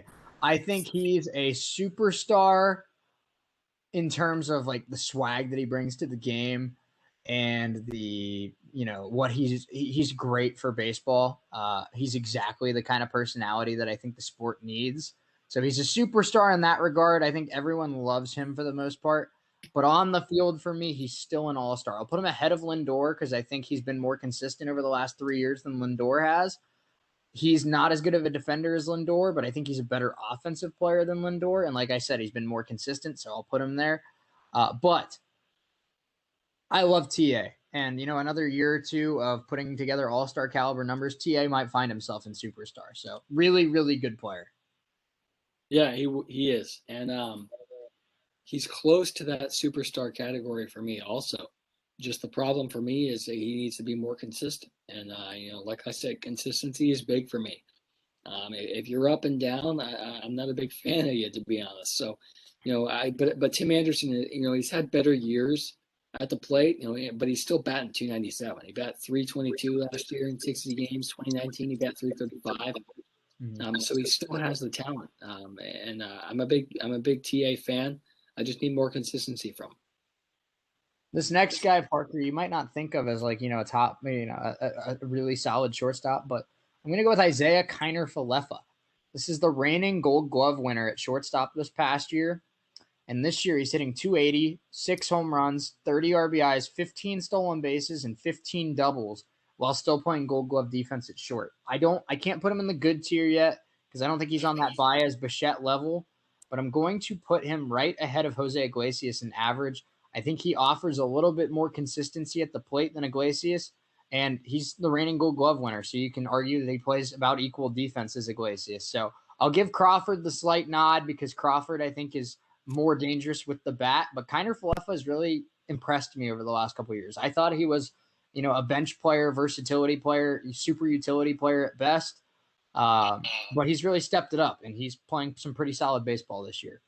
Yeah, he is, and he's been very consistent at the plate. He's not putting up Crawford numbers this year, but he's a former Gold Glove winner. So you got to give him credit because he certainly has the talent to be really good. So I like Kiner Falefa a lot. Like you said, former Gold Gloving winner, and he certainly has the talent. He's one of the more consistent guys for Chris Woodward there in Texas. So I'm going to put him in average as well. Let's talk about a guy that I feel like gets, all-star hype every year, but I've never really seen live up to that hype, and that's Paul DeJong. What would you do with Paul DeJong, Parker? Paul DeJong's tough for me, but he's had, he's pretty consistent player, but not consistent enough for me to put him in good. I'm going to put him in average. I'd probably put him in between Kiner Falefa and Iglesias, to be honest. I'm just, he's a great defensive guy. Just need more plate consistency. Okay. I tend to agree. I think he's a great defender. I think he has a lot of pop in his bat. I think that he's a very good. I see why people hype him up as an all-star every year because he has the the build for it. He's 6'3", ton of power, great athlete, great defender. The issue is he hits 240 with a ton of strikeouts every year. And if that reminds you of a guy that we mentioned earlier, Orlando Arcia, it's because that's what Arcia does too. The only difference being that DeJong is a little more consistent than Arcia is. But for me, Paul DeJong, every year I hear Cardinals fans say Paul DeJong is the best shortstop in the NL. That's a total lie. I mean, right off the bat, Lindor, Seager, Tatis, Story. I'd take Swanson before I'd take DeJong. I might even take Baez before I take DeJong. And I think Baez is the most overrated player in the MLB. Yeah, I would agree with you. I'm taking guys like Swanson over DeJong. But I like you said, I understand why he gets all the all-star hype. I just don't see it, to be honest. Since I brought up Dansby Swanson, let's do him next. Up until about last year, Parker, I would have put Baez ahead of Swanson. But Dansby's really gotten a lot better over the last year and a half or so. And right now, I'm going to put him right in between Bichette and Baez. I think Bichette has the higher ceiling, so I lean towards Bichette just a little bit. But I'd say that Bichette and Swanson are playing about the same level right now. I just think Bichette's obviously got more time to grow into a better player. But as of right now, I mean, I think Dansby's more consistent and more valuable than Javi Baez is. He is, and like you said, I'm a big Dansby Swanson fan, and he has a heck of a name for a shortstop. Absolutely. Yeah, so I love Dansby. He's certainly one of the more consistent guys in baseball for Brian Snicker, and he's a Vanderbilt product. So you gotta love you gotta love a good old classic Vanderbilt guy. So I'm a big Dansby fan. And I'm excited to see what he continues to do. He's going to be good for me also. Well, Dansby was, the number 1 overall pick and got traded in that deal for I'm sorry, who was that trade for? Oh, crap. But he was drafted by Arizona and he got traded to Atlanta. I forget who was that for. I don't remember. But traded to Atlanta. And his first couple of years in the league, Parker, I mean, he struggled. He was not very good. And a lot of people were starting to say, is this a bust? And, the last 2 years, he's really improved. He's hitting for more power. He's hitting for a higher average. He's always been a strong defensive shortstop, but he's really kind of putting those 5 tools together that made him the number 1 overall pick. I don't think he'll ever get to Bogarts, Tim Anderson, Lindor level. But he's definitely not a bust at this point. He's a really solid player. He is. And, I'm a big fan of him. He plays great ball. And I'm excited to continue to see what he does. All right, Parker, I'm going to talk about your guy next. Let's see if you agree with where I put him, okay? Corey Seager. I'm going to put him in All-Star. I'm going to put him between Tim Anderson and Francisco Lindor. I love Corey Seager. I wanted the Reds to get Corey Seager a couple years ago. A couple years ago, Seager was hurt, and the Dodgers had Lux coming up as their top prospect. And I was like, well, the Reds should trade, or the Dodgers should trade Seager to the Reds, and then they can have Lux at shortstop, and then we'll be all good to go. And that obviously didn't happen. And it's good for the Dodgers because Seager's a stud, reigning World Series MVP. But Seager, a little bit tall for a shortstop. He's 6'4", almost 6'5", but decent defender, not spectacular, but not a liability. Great hitting shortstop. Probably the best hitting shortstop in the National League when he's on. About a 270, 280 average, a lot of doubles, a lot of home runs, great with runners in scoring position, and very, very clutch. We saw it in the playoffs last year. I think Tim Anderson's a slightly better defender, which is why I put him above Seager for now. But with Lindor's inconsistencies at the plate over the last couple of years, I do think Seager is higher than Lindor at this point, and he's definitely in that all-star tier. I'd put him in the same spot. He was one of the key factors in why the Dodgers won the World Series last fall. So I'd put Tim Anderson ahead of him also because, like you said, I think Anderson's the better defender. But Seager's certainly talented, and he's proven that he should be near the top of this list. All right, very cool. Let's do Gleyber Torres, Parker. Gleyber, for me, I'm going to put he's going to be in good. I'm deciding if I want to put him behind Dansby or behind Bichette. I'm going to put him behind Dansby. Gleyber has a ton of power. I love Gleyber's bat. He's a very good hitter. About 260, 270 every year. About 30 bombs. Really good power. Great arm. Has the ability and the talent to be a great defender. It's just not at shortstop. He needs to be a second baseman. And that lack of defensive consistency holds him back for me. And that's why I put Swanson ahead of him, because Swanson's a better defender, and I think Swanson's a more five-tool player. But Gleyber's bat is definitely all-star tier. His defense keeps him in good, though. But I do think his bat's more consistent than Baez, and that's why I have him ahead of Baez. Yeah, Gleyber, I think he's a pretty good player. He just, Dansby has the more consistent bat, and he's more. I think overall Dansby's the more consistent player, so he's going to be in this pretty much the same spot for me. All right, let's do your favorite and my favorite, Fernando Tatis Jr. This is really hard. Parker, I want to put him in superstar really bad, but I also don't want to disrespect Tim Anderson. This is a dude that ever since he got called up has hit, 280, has hit monster home runs, has made outstanding plays in the field, has great speed. He's not Bogarts, but I got to do it. He is an absolute stud. He's going to win MVPs in his career, and probably a lot. He's very, very good. He's only 21 years old, maybe 22. I can't remember, but he's really young. He's really good. And the combination of his range in the field, his arm, I know he makes a lot of errors, but that's because he makes a lot of really insane plays and he tries to be, a wizard on defense. His bat is top tier. It's not Bogarts consistent yet, but it's still really, really good. I got to put Tatis in superstar. I know he's young, and I know there's a lot of really good guys in all-star and even good, but I think Tatis is already a top 5 shortstop in the league. I'm not as high on Tatis as everyone else is, to be honest with you. I am putting him in all-star between Anderson and Seager. I think that,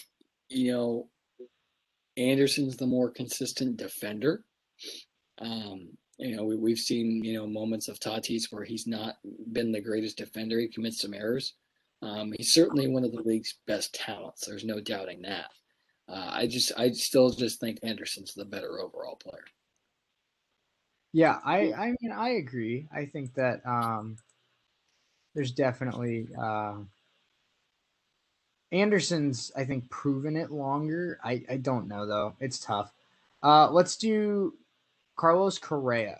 For me, Carlos Correa is going to go in all-star tier. I'm going to put him ahead of Lindor and behind Seager. I think Correa's got a better bat than Lindor. I think Correa's got maybe the best arm out of any shortstop in the league. His range isn't as good as some of the other guys, but it's still pretty solid. He's a strong defender, great bat. His only issue is injuries, but when he's on the field, I think he's a top-tier guy. Yeah, I think so too. Correa is certainly one of the better players in this league at the shortstop position. I put him relatively in the same spot.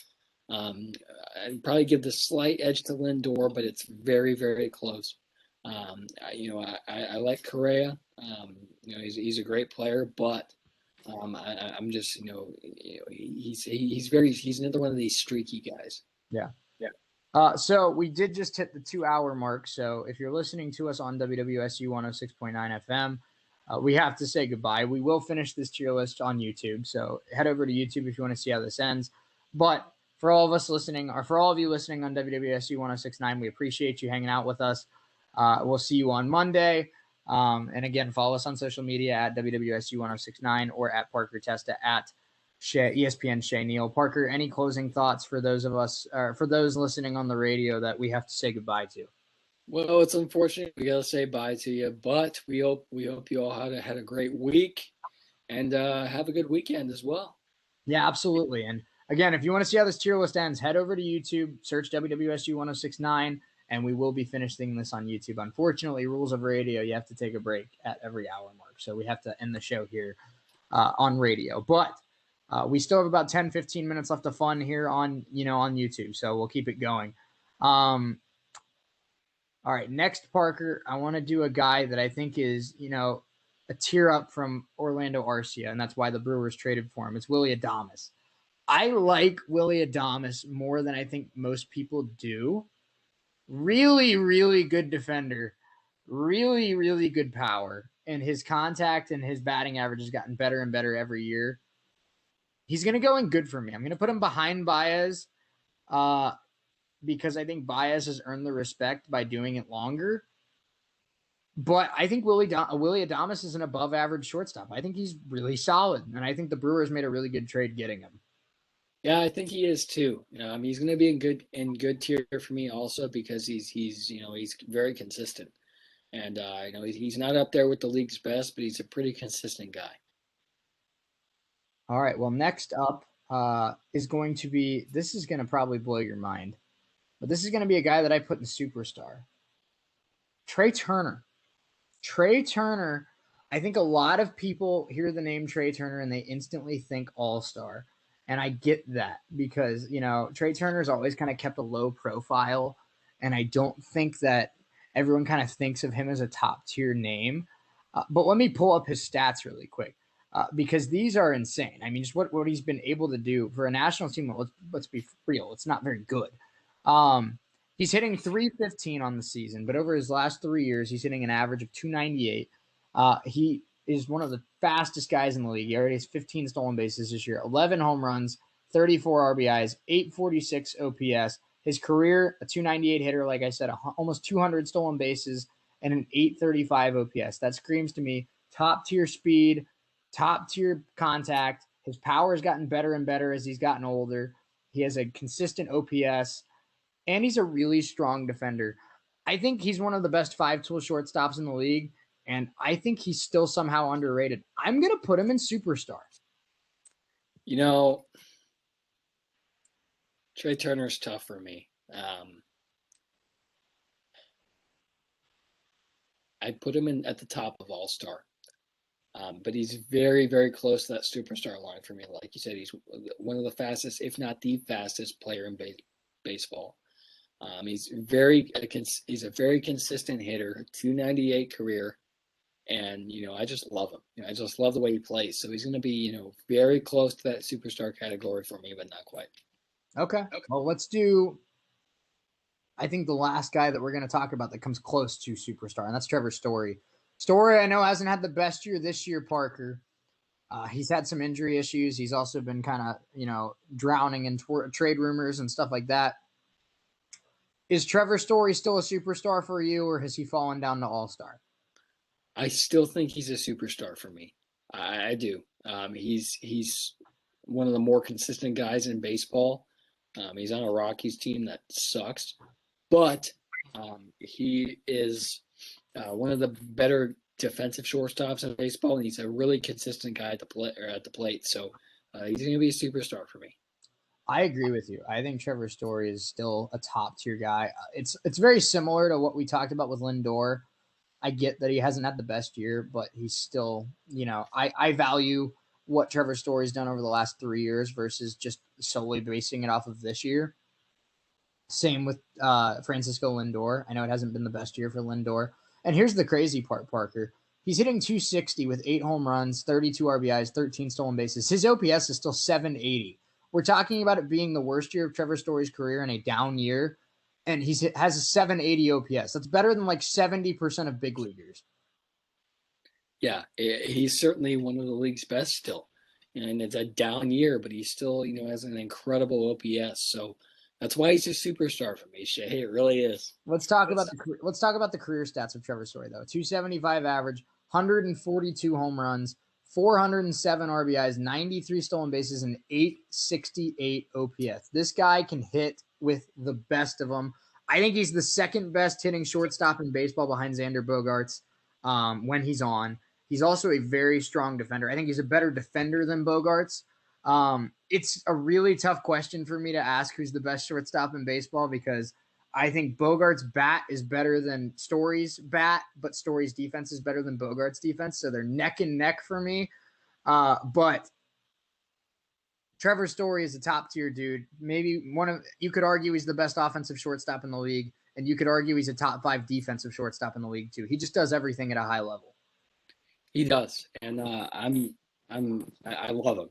He's one of my favorite players in the league because he's just a lot of fun to watch. What are your thoughts on that debate that I just kind of had with myself, Parker? Bogaerts or Story? Who in your opinion is the best shortstop in the league, or is it somebody else? I'm still taking Bogaerts. I tend to agree. I think Bogaerts has earned the respect I think that.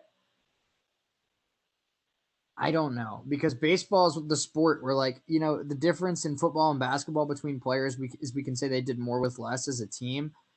But we've learned with Mike Trout that it doesn't matter in baseball. Bogaerts has played with better teams than Story has, but I just feel like if I am building a lineup for Game 7 of the World Series and I'm filling out that shortstop position, I slightly believe in Xander Bogaerts' ability to get a hit than I do Trevor Story's. It's very close.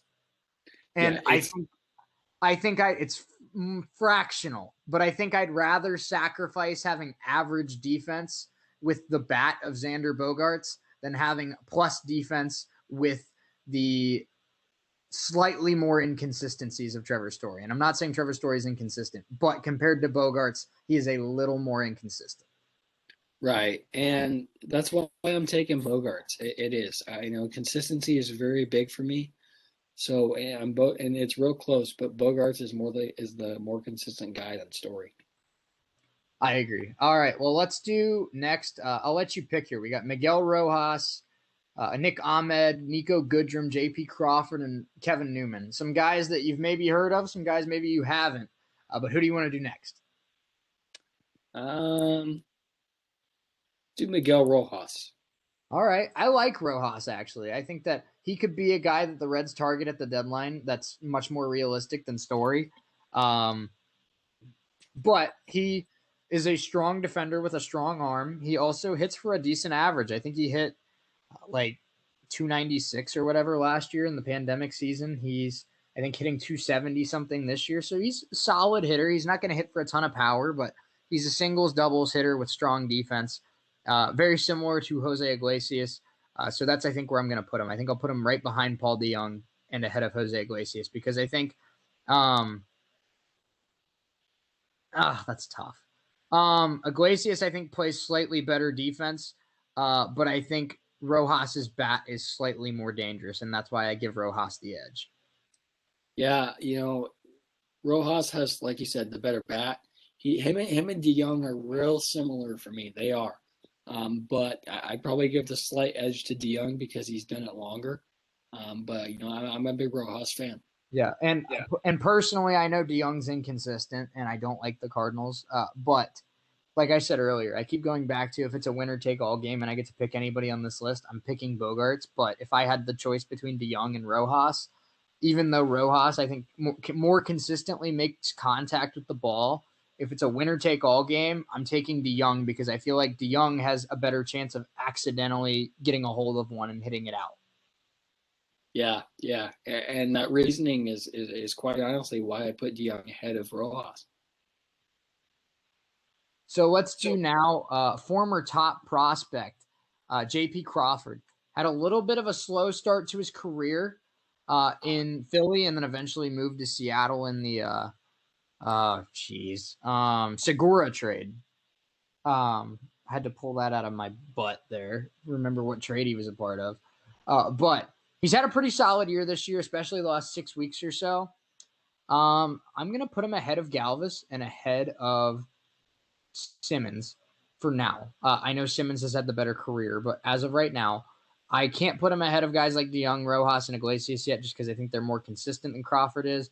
Crawford's finally having the best stretch of his career and turning into what I think is a really solid shortstop, but I haven't seen enough yet to be able to put him ahead of the guys that are in this average tier yet. So for me, he's crept his way up over the last 2 months or so from below average to average. And if he keeps playing the way he's played over the last month or so, he might be at the top of average by the end of the year. Yeah, it's possible. He's having a great year. And he's batting .284. He's got 5 homers, 30 ribbies. So he's not having a bad year by any means. But like you said, he's just not as consistent as guys that like Iglesias or Rojas or DeYoung. So he's probably in very similar spot for me. But I like he's a great player. I'm a big JP Crawford fan. Yeah, me too. Kevin Newman with the Pirates. I'm going to put him in below average, probably a pretty similar. I'll put him right behind Jimenez. They're pretty similar players. Newman is a guy that's kind of stuck in like organizational purgatory where every time he's in AAA, he hits like 330. And every time the Pirates call him up, he hits like 170. He just can't find out, that middle ground. But he's got a great bat. I mean, he hit like 415 in spring training this year and only struck out like 6 times in like 28 games. So obviously the bat's there, the talent's there. It's just about finding that groove in the majors. He's a decent defender, like a lot of guys on this list. Nothing spectacular, but nothing like a liability. But for me, I think Jimenez offers a little bit more at this point in time. And at this point in time, obviously guys like Mondesi and Farmer have proven it that they can at least hold their own in the majors, and Kevin Newman hasn't done that yet. No, he hasn't. And like you said, he's struggled in the majors. He's batting .207 this year, 2 homers, 12 ribbies. So he's not having a great year. And like you said, he just has trouble finding that middle ground. So if he can work to find that middle ground, I'm sure he'll be a better player. Yeah, I think he will for sure. These last two are definitely unique because Nick Ahmed's still I think one of the best defensive shortstops in baseball. But the bat, he used to be able to kind of hold his own with the bat, but now he just really does not. We went to a Reds game against the Diamondbacks like a month or 2 ago, Parker, and I mean, Nick Ahmed was hitting like 107 in that game. Yeah, it wasn't good, and it was not good. Right. And the bat for Ahmed, I think, will come back because he's proven before that he can hit the ball. But like you said, he's still one of the league's top defensive shortstops. I'm going to put him ahead of DeYoung. Okay. Right there. But he just needs to have a more consistent bat for me. I would bump him a little bit further back. I think I'd put him right behind Iglesias because I just feel like over the last 2-3 years that guys like Rojas and Iglesias have been more consistent at the plate with similar defense than Ahmed. But I think Ahmed, like you said, has proven that he can hit the ball. So I think there's still a period of time where Nick Ahmed can get back to the player that he was in 2017 and 2018. I mean, this guy is so good defensively that all he needs to do is hit like 260 with like 15 home runs, and he's a plus caliber player. Yeah, he is, and he's one of the bright spots on an Arizona team that's not the greatest, and so they're very bad. Right, and that's saying something. So I like Nick Ahmed. He just needs to be more consistent. And then our final player here today, Nico Goodrum. I love Nico Goodrum's versatility. He plays first, second, third, short, left, right, and he's even played a couple games in center. He just does not hit consistently. He's very similar to Kyle Farmer. He's a guy that's a super utility guy, but should not be playing every day. And I think that's exactly where I'm going to put him. Basically side by side with Kyle Farmer. I'll give Farmer the edge because I think Farmer has a little bit more power, but they're very similar players. Players that can play all over the diamond, but got thrown into starting roles that really should not be starters. They're more super utility guys. Right, and Nico's a guy who, like you said, they can play. He can play multiple positions, but he's not the greatest, guy at the plate. He's batting .216, 5 homers, 17 ribbies. So he's not terrible, but not the greatest either. Yeah, but like I said with Kyle Farmer, I mean, Kyle Farmer at the end of every year is hitting .235 with 7 home runs, but that's not somebody you want playing every day. That's what you want. That's a guy you want playing, 3 times a week, and that's what I think Nico Goodrum is. Where I mean, .220 with 5 homers isn't terrible, but it's not what you want out of your starting shortstop every day.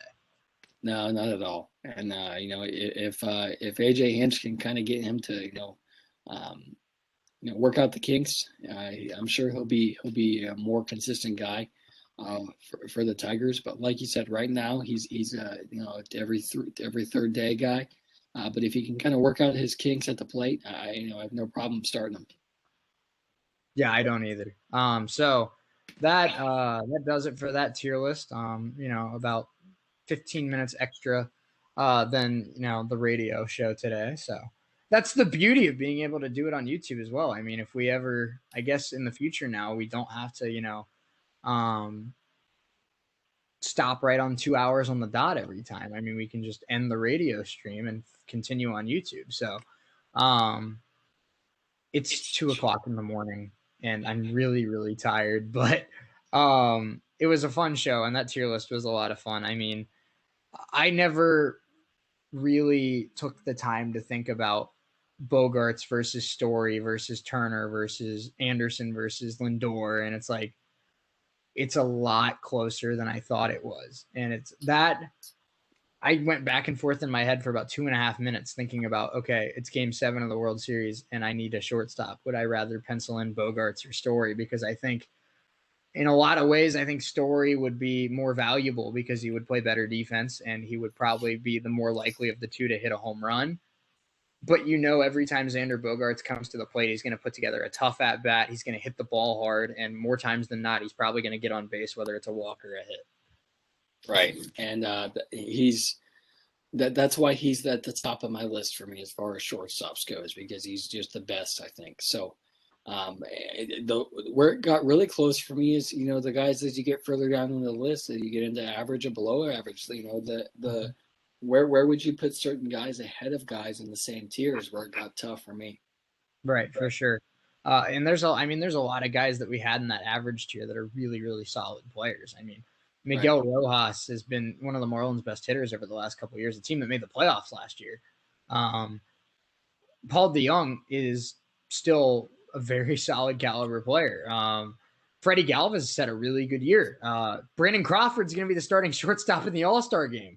So, like we said before we started doing this tier list, shortstop has so much talent to it that guys like Brandon Crawford and Paul DeJong and, Freddie Galvis and guys like that, guys that you think and you're like, hey, they're pretty solid. They are pretty solid, but in terms of everyone else, they're average. Right. And Yeah, and comparing these guys is some of them are, like you said, a lot closer than you might expect. Yeah, no doubt about it. Well, we had a jam-packed Friday show for you today. It almost, ran to 2 hours and 20 minutes. That's what we're coming up on here. But in case you're just now joining us, I don't know why you'd be joining us 2 hours and 20 minutes in, but NBA playoffs, Suns and Clippers. Suns up 2-1 after the Clippers win Game 3. Bucks Hawks Game 2 coming up tonight. College World Series. We didn't get to touch on it a ton, but Vanderbilt stays alive, knocks out Stanford. So it's going to be Vanderbilt versus NC State for one spot in the College World Series championship. And the other one, it will be, oh, goodness. I forgot to check who won between Texas and Tennessee. Texas. Oh, no, I know Texas. I meant Texas and Virginia. Was it Texas again? Ooh. I got to look that up. Hang on 1 second. Because I want to let people know what the matchups are.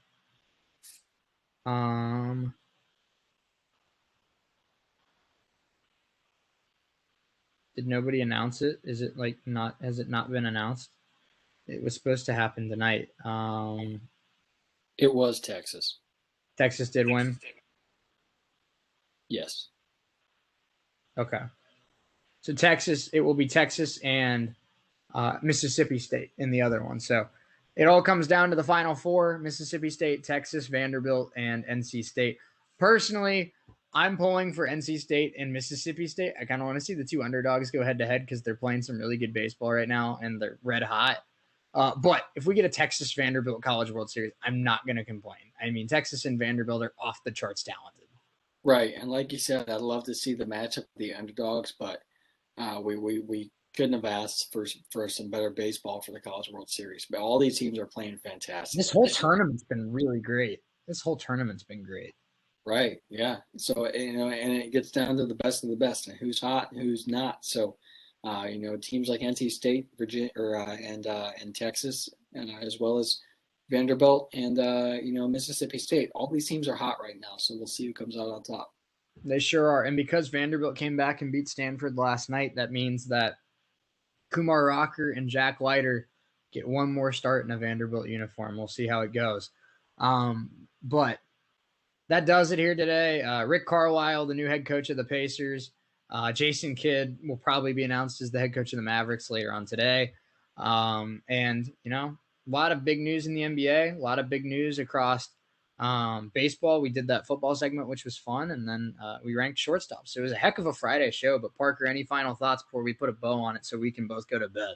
Right. It was, I'm just, overjoyed that the Pacers found their guy. I really am, and a consistent guy who I know will not be fired after 1 year. So it made me very happy.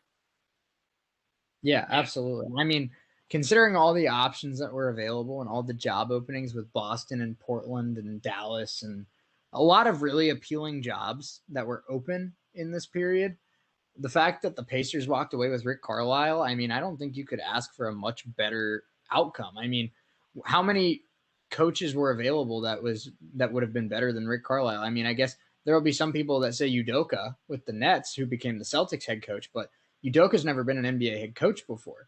He's considered one of the top assistants in the NBA, but he's never been the guy before, where, with Rick Carlisle, he's not only been the guy, he's won a championship as the guy. So that he brings winning, that he brings consistency, and I think he'll bring the Pacers back to the playoffs for sure. Yeah. I can only hope that's what happens. So I know the Pacers preached experience for their head coaching search. They looked at guys like Terry Stotts, Steve Clifford, and Rick Carlisle became available, and they zeroed in on Carlisle and got the deal done. Absolutely. All right. Well, that does it here today on this Friday afternoon. Have a great weekend, everybody. Stay safe.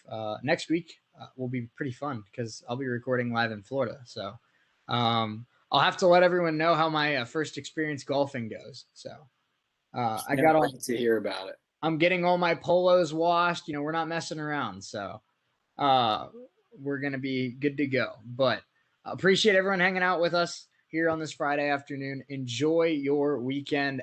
Enjoy it. Keep it real. Keep it locked. We will see you on Monday. For Parker Testa back in Noblesville, I am Shea Neal saying so long, and we will talk to you on Monday.